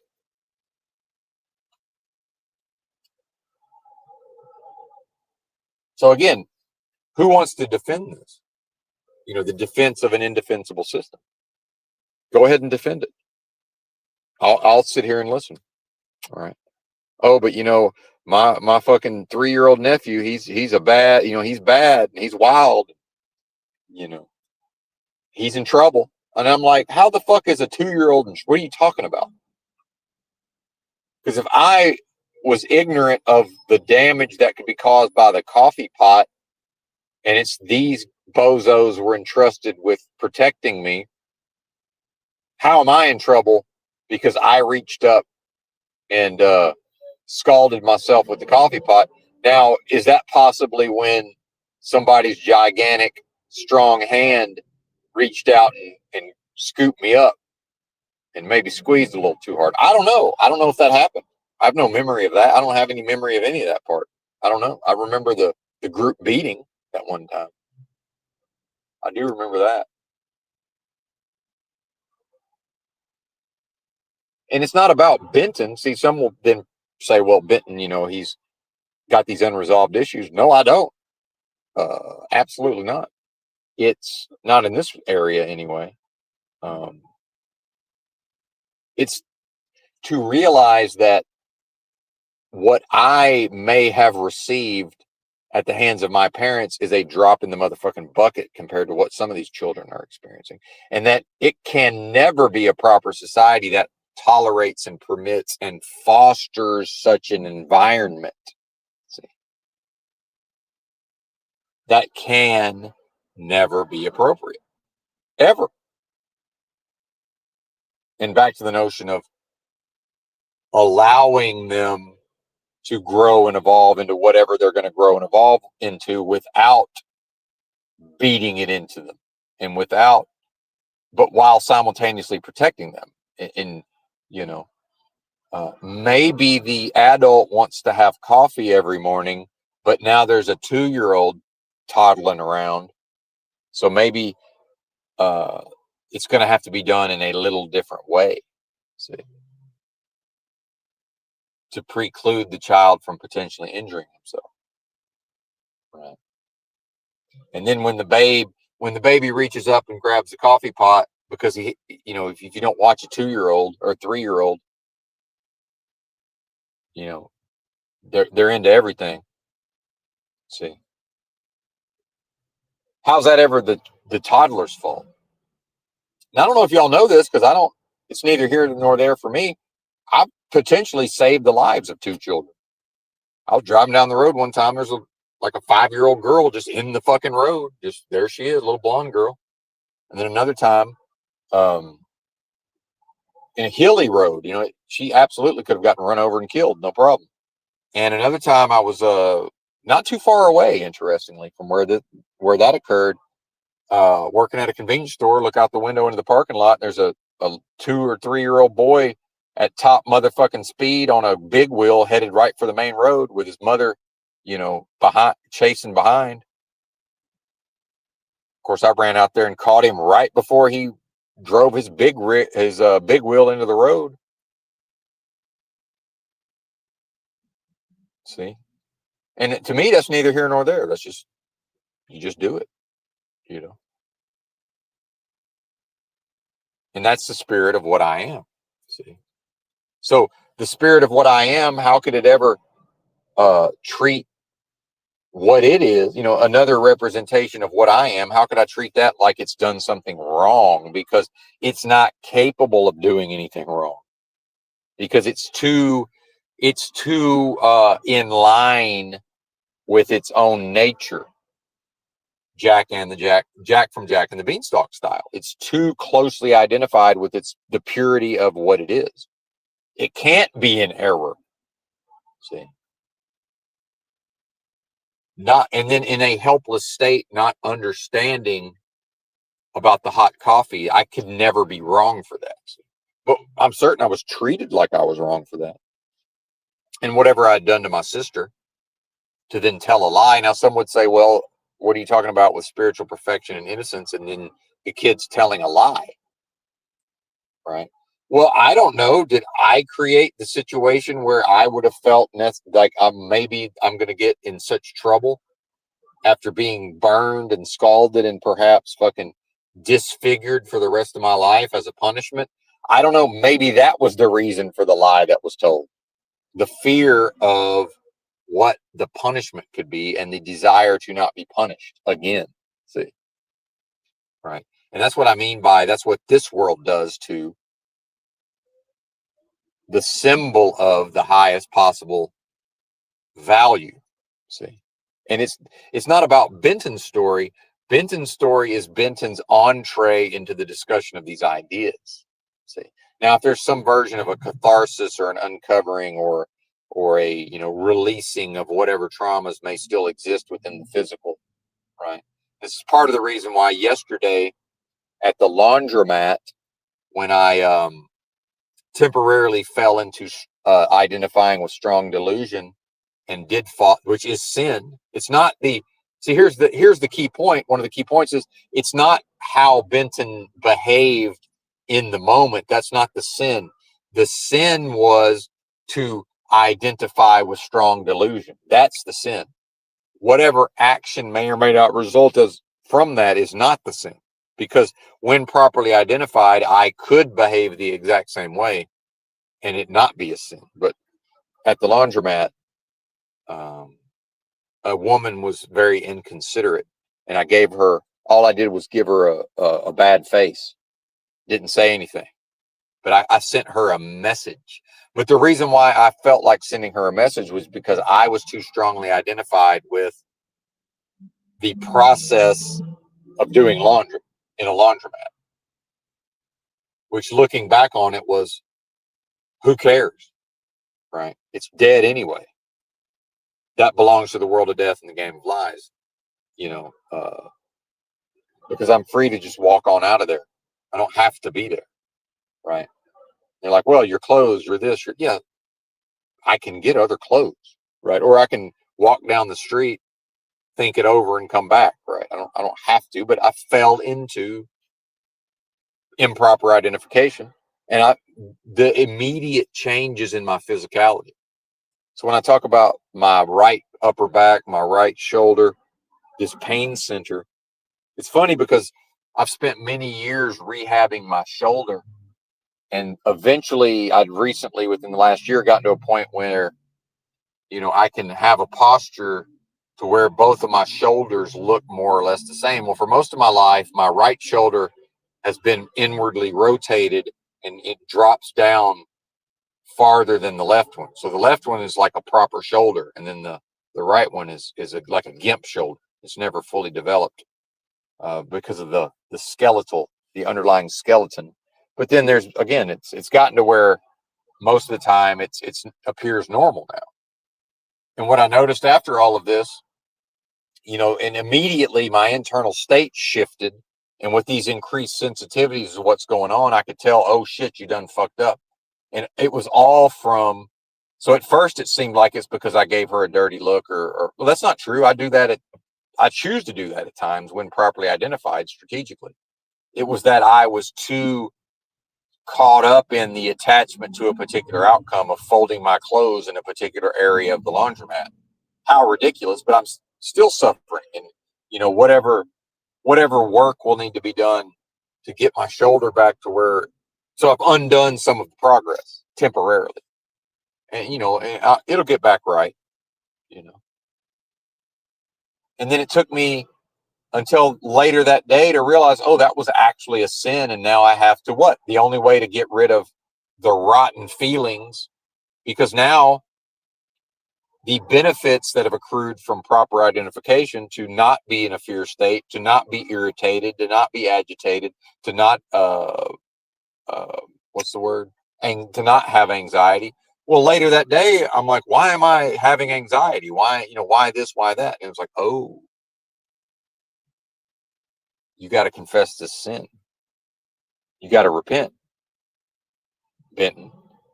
You must seek forgiveness. And here's how I know this Christ stuff and this confess, repent, seek forgiveness, am forgiven, because at the moment I spoke that aloud, it all chilled the fuck out. See, and this is what I mean by the power within the internal space. See, I got right inside of myself. And it's not necessary to confess to the person because she was wrong. See, she's still wrong, right? She shouldn't have been doing what she was doing. But so what? I'm not in charge of what these other people do. And again, part of it is probably my own resentment around people behaving this way. But the fact is, these people are retards, right? Whether they're doing it intentionally out of malice, it doesn't matter because they're fucking retarded. All she sees is a gigantic counter space, and she's just taking up the entire counter space. She's a retard. It doesn't have to be because she's inconsiderate. And I'm sure if I was like, hey, do you mind moving some of that stuff out of the way so I can fold my clothes and get the fuck out of here? Right. That's always an option. But out of my own consideration, she seemed to have her own system going on. Why even interrupt that? Meanwhile, she could have been taking up half the space she was taking up.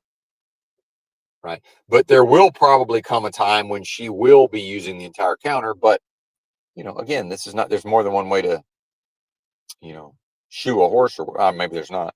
To skin a cat. I don't know. I don't like that expression either. Not a fan of that one either. Right. Oh, did we get a dono? Thank you, Jen. Much appreciated. Jen, Jen, Jen. Certain sounds it's almost impossible for me to make in my ridiculous accent. Jen, 10, Jen. Because Jinn is a demon. It's a Muslim demon. Jinn. So Jen. Thank you. Much appreciated.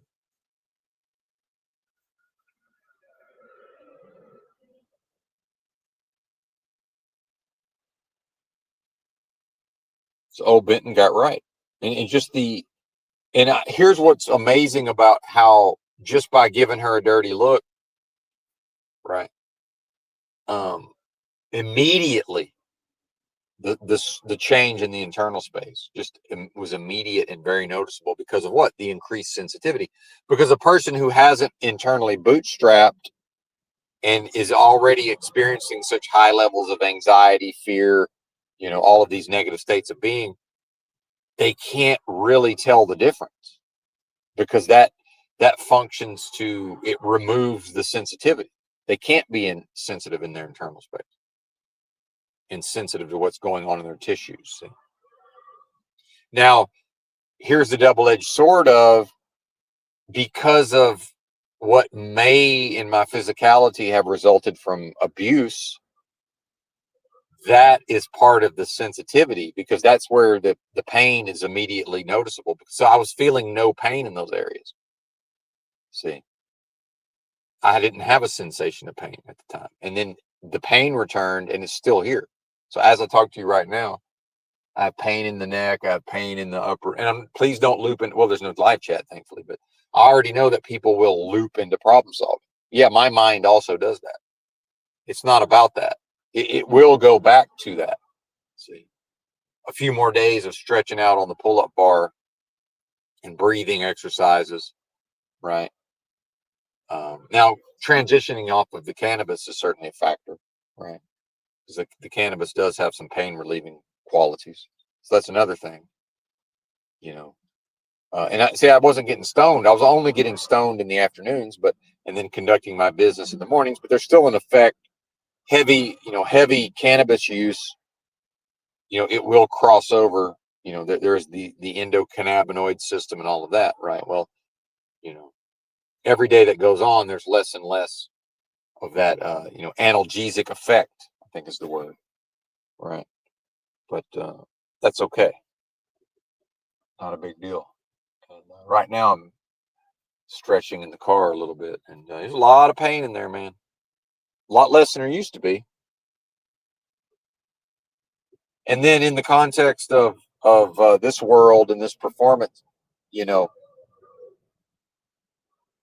and the unlocking of the achievement of true knowledge of self, well, that's only one piece of the puzzle, right? Then we get into the actual walk and practices of, to perform on the level of a Jesus or a Buddha or a Krishna or whatever. Eventually it would be to be in total pain relief in those areas, and then to never fall into false identification, and to never experience pain in those areas. See,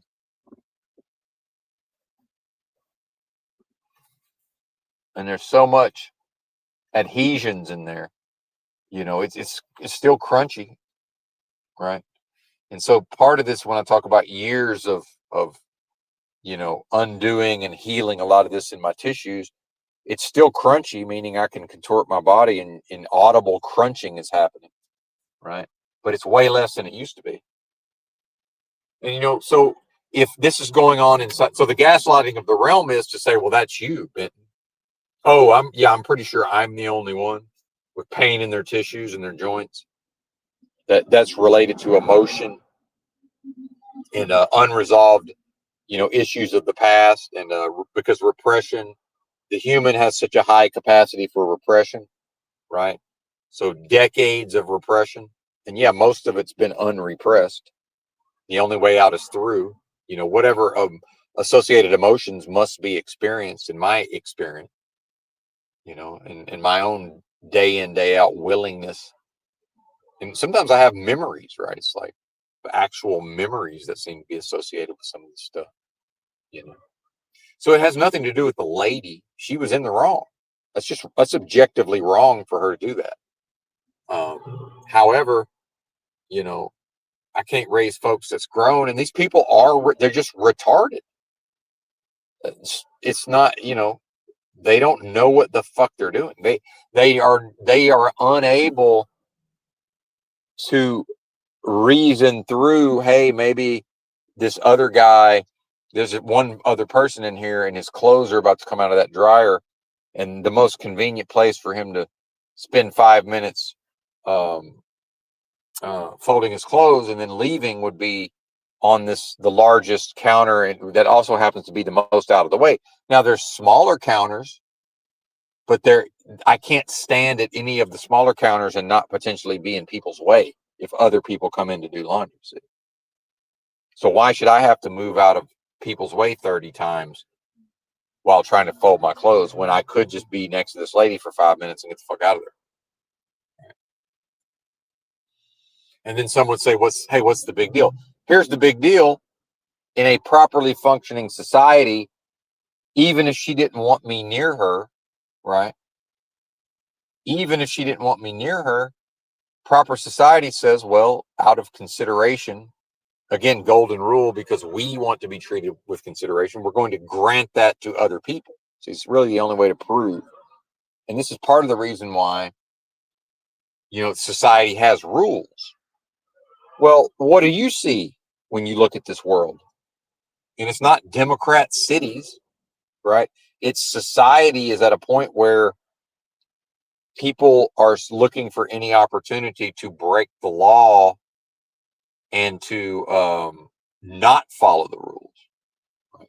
But while simultaneously not have a criminal record if possible, and while simultaneously be viewed as somebody who does follow the rules, which is why when somebody's dive bombing an intersection at 60 miles an hour, literally, and then forcing me to stop, then they want to slam their brakes on and wait for me to cross the street because they want to be seen as a rule follower. And my thing is, if they were rule followers, they would not be dive bombing the intersection at 60 miles an hour. So they've already proven that they have no interest in following the actual rules and laws.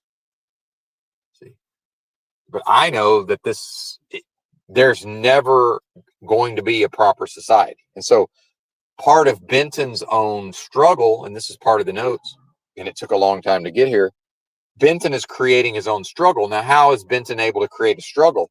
Well, when properly identified, Benton can't create a struggle.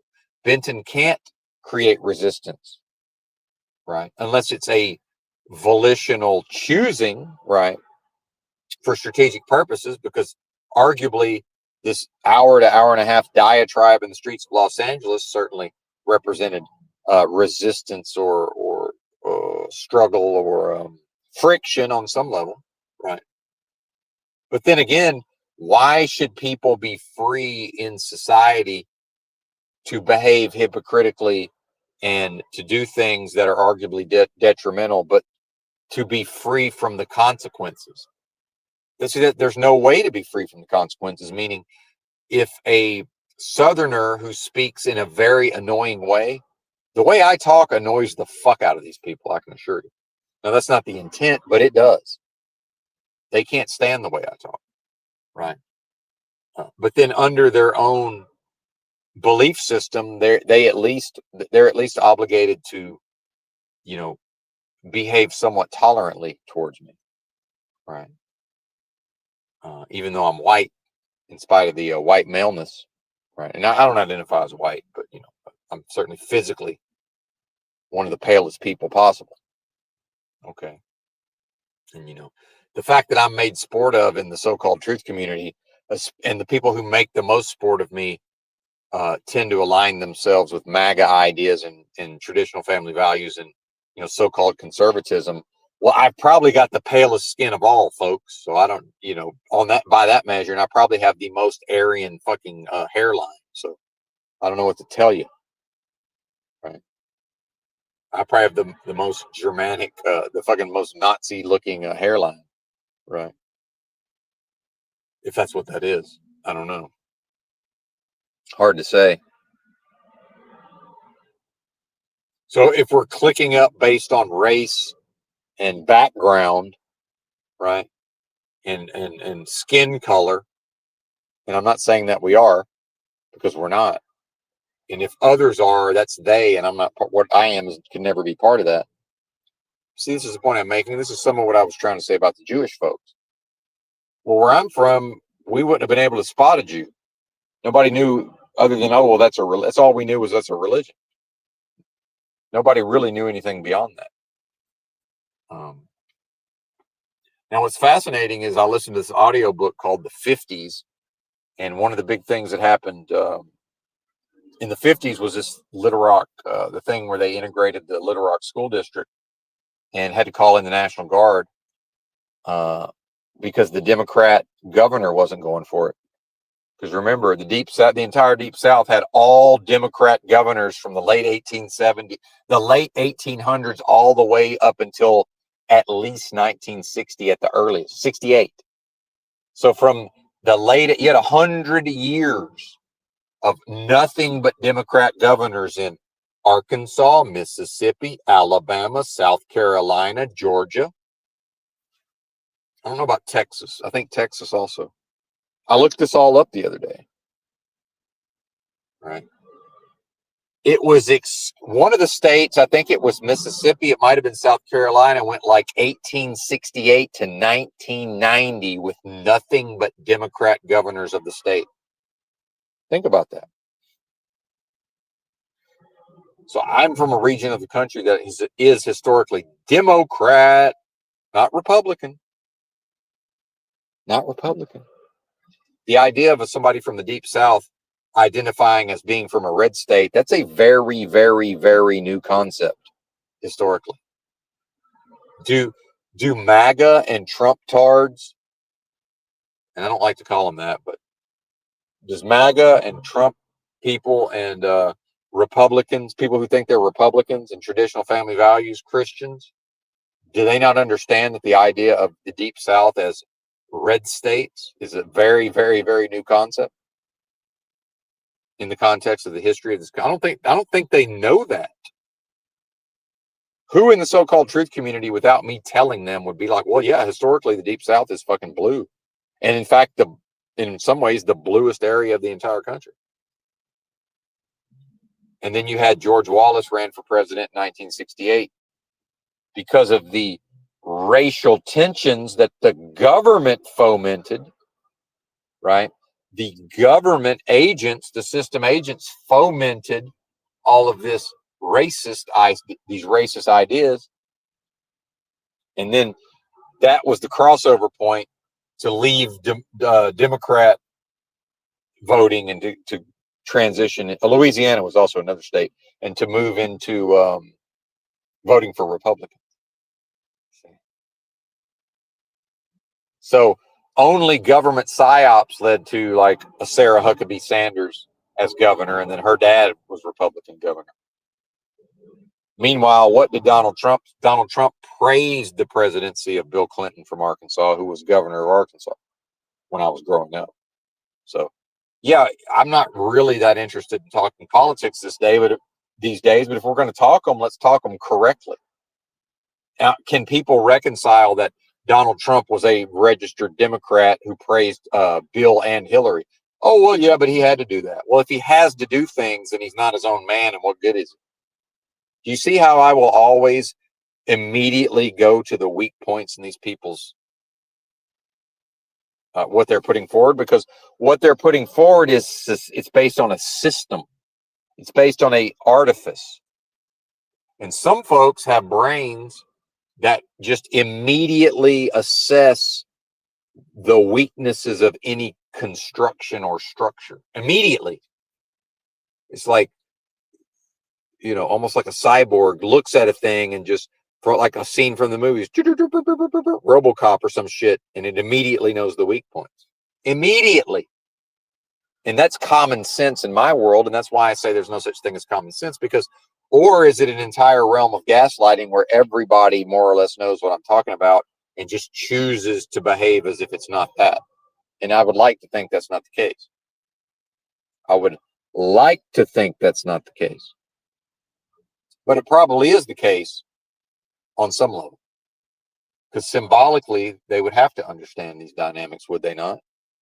Symbolically, they would have to understand these dynamics, would they not? Even if the conscious mind is unaware, the subconscious mind is certainly aware.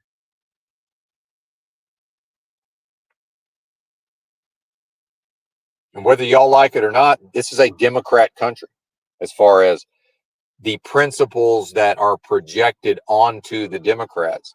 Because when we look at, you have three groups politically, but you don't actually. Politically, you have two groups. See, but based on politics as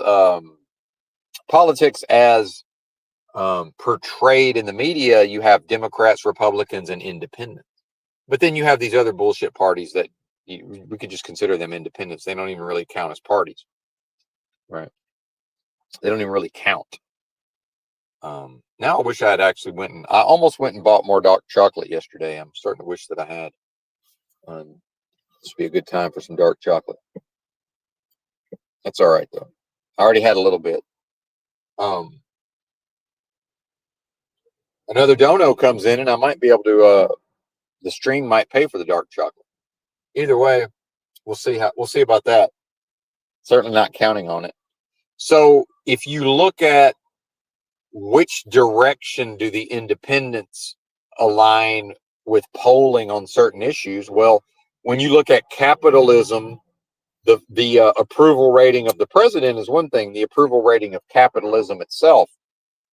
Well, when you add in independents who are polled, Republicans are in the minority. So you have, because independents align in the polling with Democrats.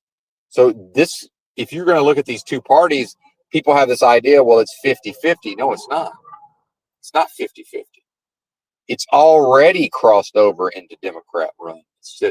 The system, of course, is using these two pillars of Republican and Democrat to prop up the political system, because not one single time in the entire history of the Republican and Democrat Party as opposing forces, not one time have either Democrats or Republicans done one single thing for the benefit of the masses in this country. Now, have they served their masters, the rich folks, and the administrators of this system of things on behalf of Satan and antithesis? Yes, they've served in their service of the rich folks and the power structure. Things have happened that have seemingly temporarily benefited the regular folks or the po folks. Sure, that's happened, right? But that wasn't the intention. That was a byproduct. So who cares, right? Who even cares? Let me check the battery level. We might be time to switch phones here. Give me just a moment. I got to see. Need to see where the battery level's at.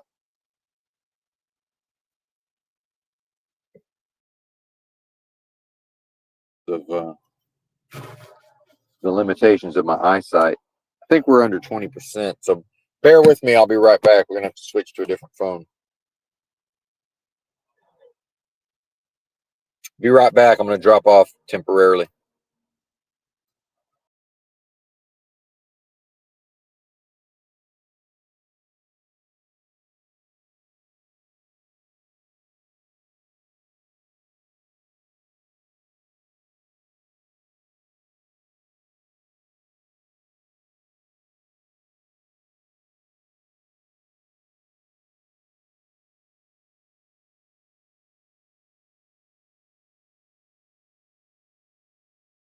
All right. Hopefully we're here. I think we are. Turn this other phone off. Let it cool down so I can charge it. And again, back to the idea of this channel and these broadcasts as a ministry, right? Well, that's what the donos go to do. They support the ministry. They support the preacher, right? That's the whole purpose. It's to in a realm that only speaks the languages of power and money. Your money can support uh, a representation of power, right? And in the context of a performance, any performer, right? Now, is that a business? No, that's a ministry. Now, the reality is, if what I am sees fit to support such an endeavor, it will be supported regardless of what you folks do. Because as I talked about, one of the major themes of yesterday's second stream that's still public on the channel is it doesn't have to be this, but this does just seem to be what the thing is, but it doesn't have to be.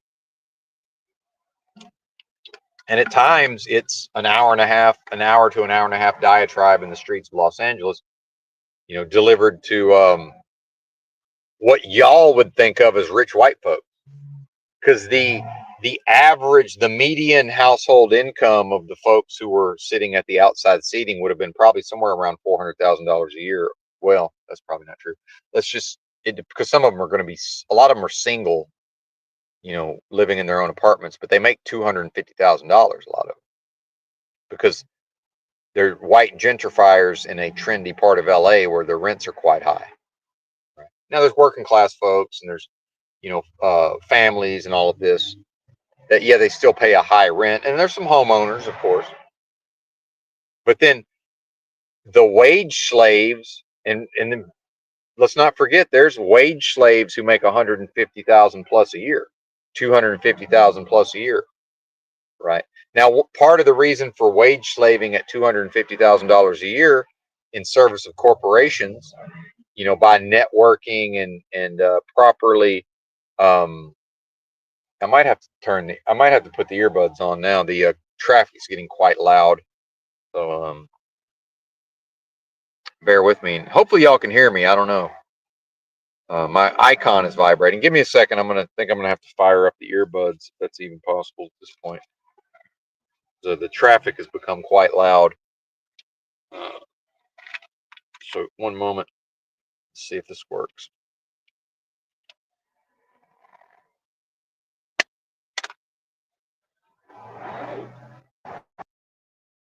Mm-hmm. All right. Will StreamYard do it, though? That's the question. No, it will not. So I have to leave StreamYard so that it will then recognize that the earbuds are a thing. So be back yet again, but I'm leaving and coming back immediately. So let's do this.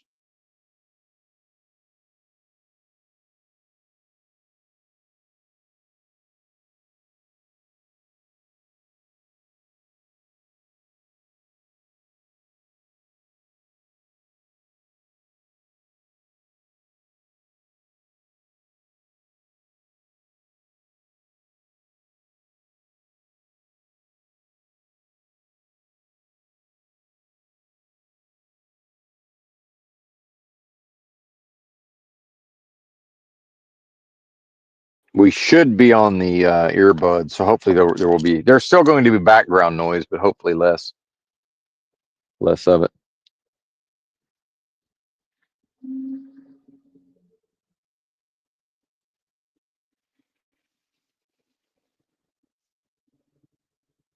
And so back to what happened, and looking at this title of the stream, identification with this world is death.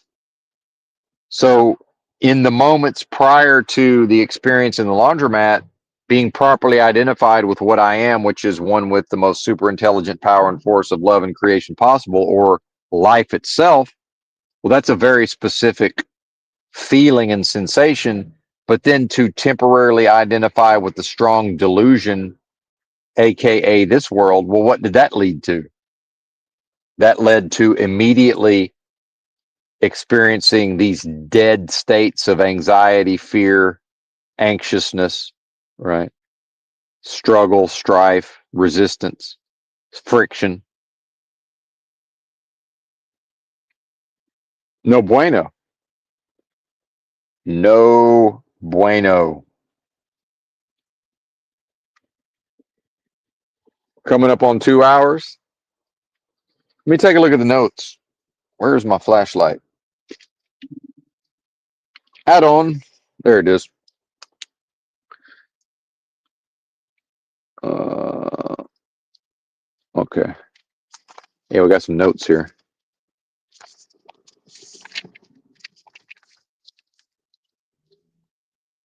All right, I covered the lady at the laundromat stuff.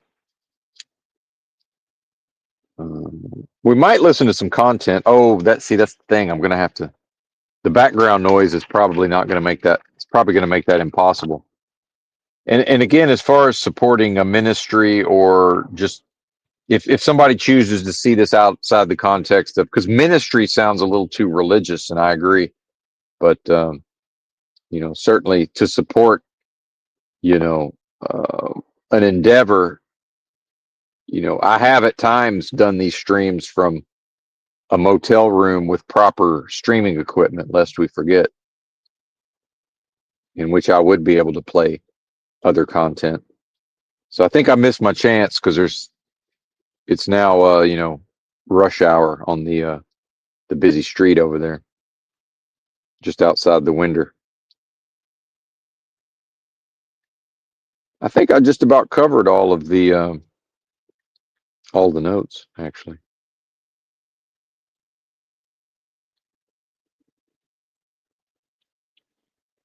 Well, and then just the idea of sysigents or system agents.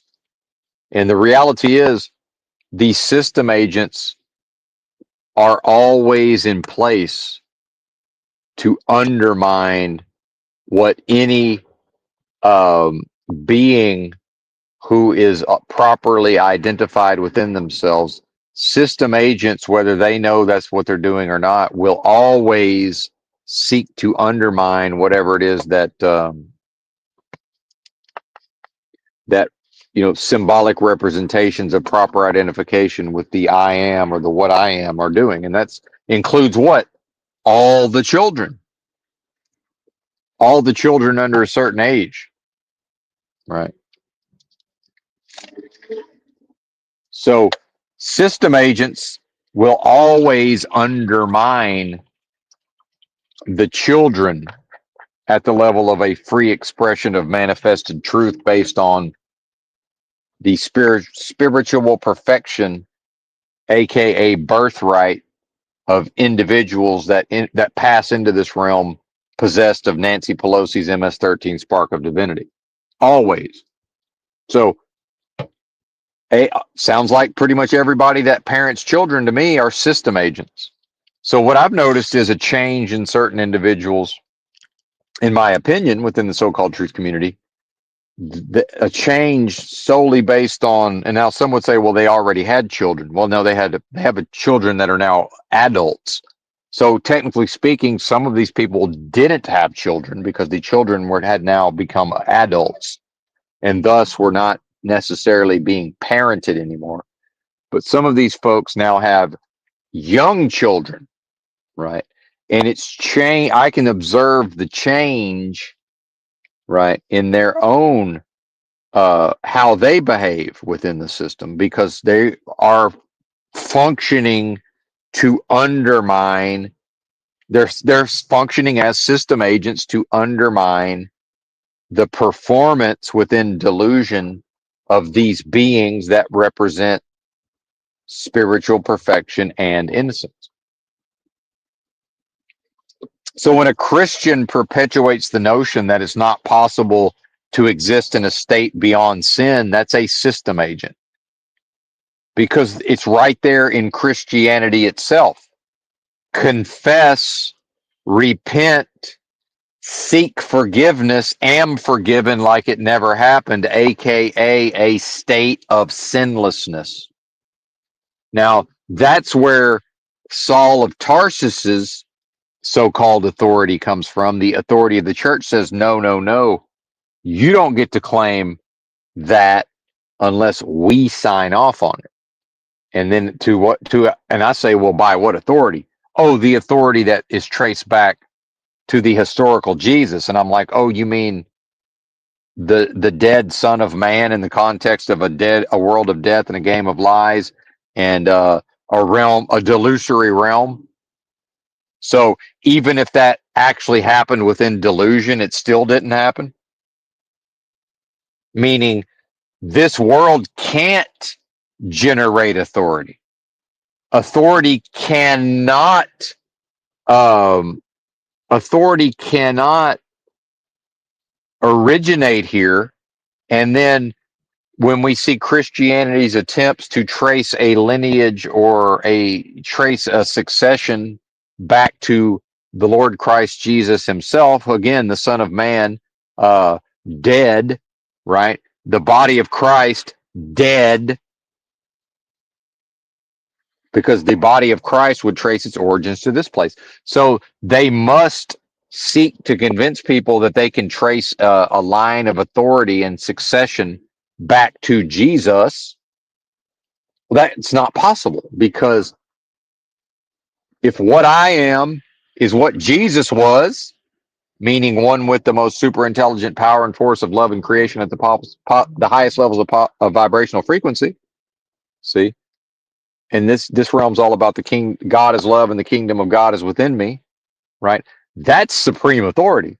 It's not an earthly world of death, game of lies, so-called authority, because this world doesn't know anything about authority. This world doesn't know anything about justice. This world cannot ever represent authority. This world can never represent justice. This world doesn't know what love is, and it doesn't want you to show it. Right. Meanwhile, what I am can't be prevented from showing love. Good luck with that. Because again, power in the name of the Lord Christ Jesus, as I was loudly proclaiming in the streets of Los Angeles. Power in the name of the Lord Christ Jesus. Meanwhile, by now, how many actual people who believe themselves to be practicing Christians even come here to listen to this anymore? Now, at times, did they show up to mock and ridicule me in my own live chat, like we had Soul Read Analytics. When I checked the stream this morning, he had insulted me, right? In which I looked at the insult and turned the live chat off, right? Not to punish the listener, but to say, well, I don't have to, I don't have to foster an environment where this is one of the first things I see when I wake up in the morning, right? I can just turn the live chat off. I don't have, there doesn't have to be a live chat. But what I found is that once I turn it off, I don't know how to turn it back on. Now, again, if I had a computer, it's probably quite easy to turn it back on with a computer. I don't know that it's possible at all on a phone. If it is, I don't know how to do it.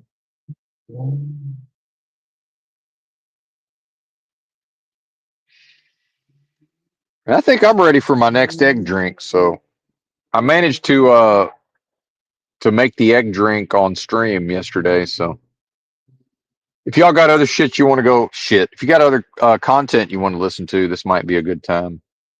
I do wish I could play something and respond to it, but that's we've missed our chance. The road's now too loud, so it is what it is at that level. I'm gonna go ahead and plug this phone into charge. So if anybody wants to hang out, now this is a time when it would be nice to have the live chat. But that's the way the ball bounces, because I don't know how to turn it back on only using a phone. I don't know. I might be able to. Wait a minute. Don't turn that phone on.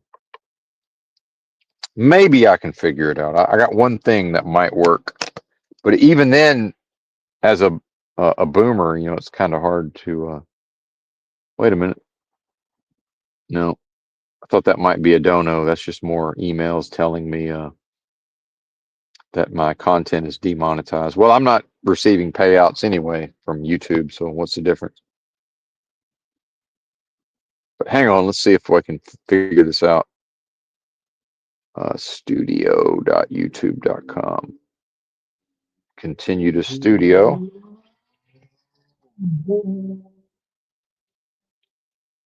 Give her hell. All right. That's settings. So how do I get to the list of live streams in progress? That's the question. Studio. I might have to go to the desktop version of the actual YouTube, not the studio, but let's see. How do I have an active community guidelines strike warning? I don't know. That's weird. I guess I never took their little training or whatever. Oh, here we go. There's the live stream. Maybe I can turn it back on here.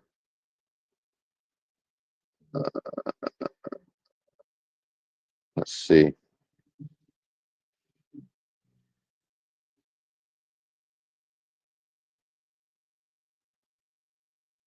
I might have found, maybe we found it.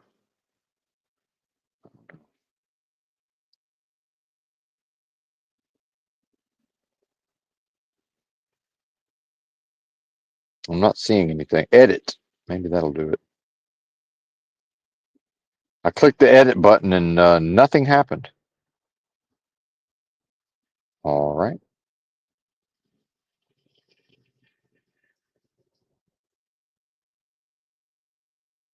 That ain't gonna do it. Hang on.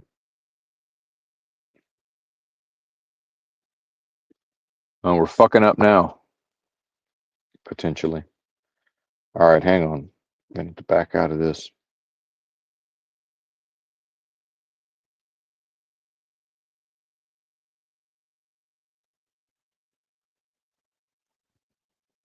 Shit. Studio. We're gonna have to start over. Studio. Blah blah blah.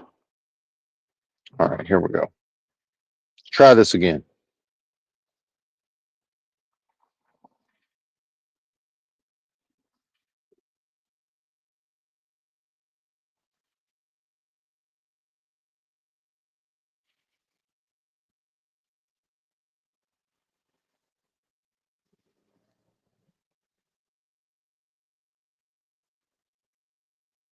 Analytics. Stream settings. I don't see anything about live chat.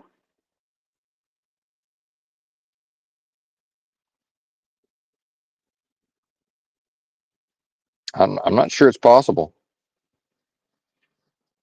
If it is, again, I don't know how to get to it. I just don't know where to go. And I can't even see the whole screen because I'm on a phone, so I don't know what the fuck's happening. And if I click the edit, there's an edit button, but it doesn't do anything.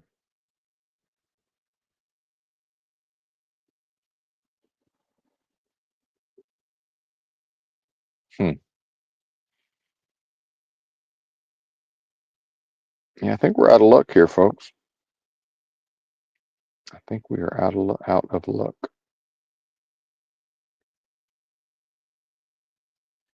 Now, why does when I click edit, why doesn't it do anything?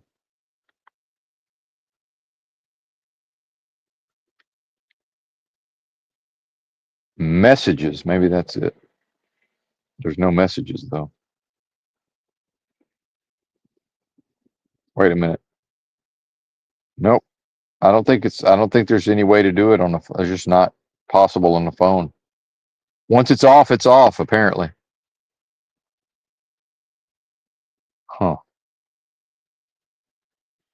That's strange that that's the case.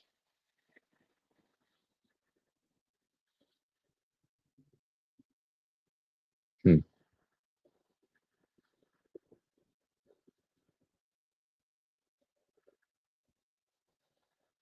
See, I have a part of my brain finds it very difficult to not continue to try to figure this out. But yeah, I don't, not going to work. Oh well. Yeah, if y'all want to hang out, my apologies for there not being a live chat, but it is what it is.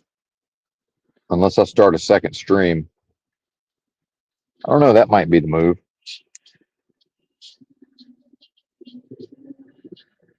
Manage, manage streams. Maybe that'll work. Edit audience.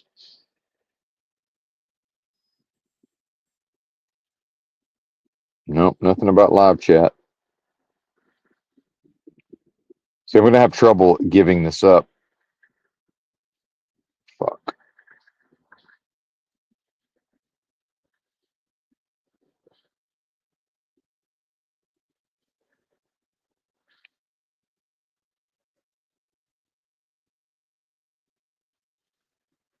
Fucking A, man.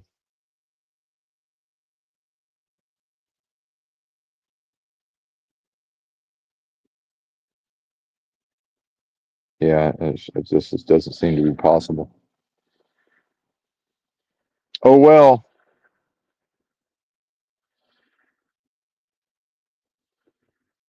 find that hard to believe.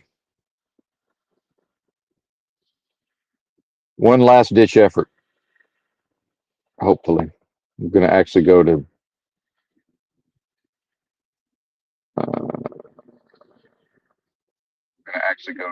the stream. Yeah, there's no options when I go. Well, wait a minute. There's a little settings button up there. More. No. Mm-mm.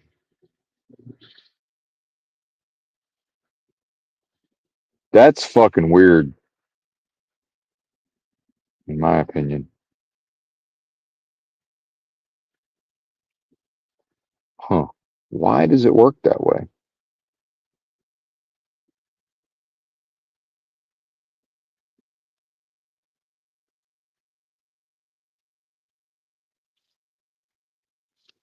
So strange. Manage videos? I don't think that'll work either. No.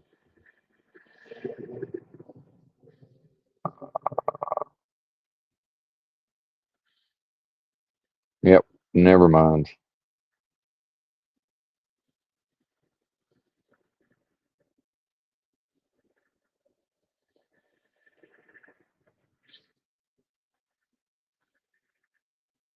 All right, I give up finally.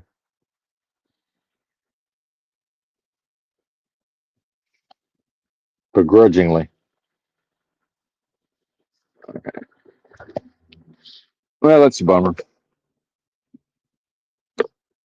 Does StreamYard have an option to turn the live chat on? That's another question. I doubt it.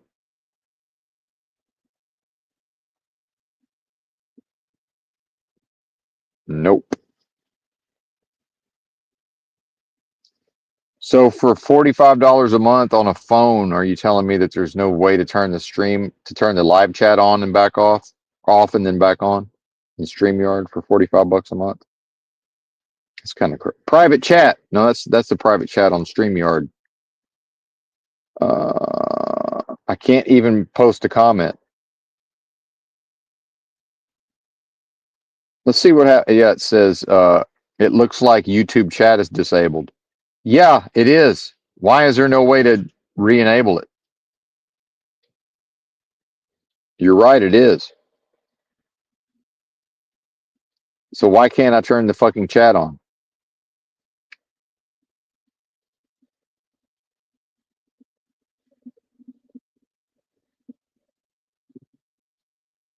All right, well, I'm going to end this one and I'll fire up another one and just if people want to hang out.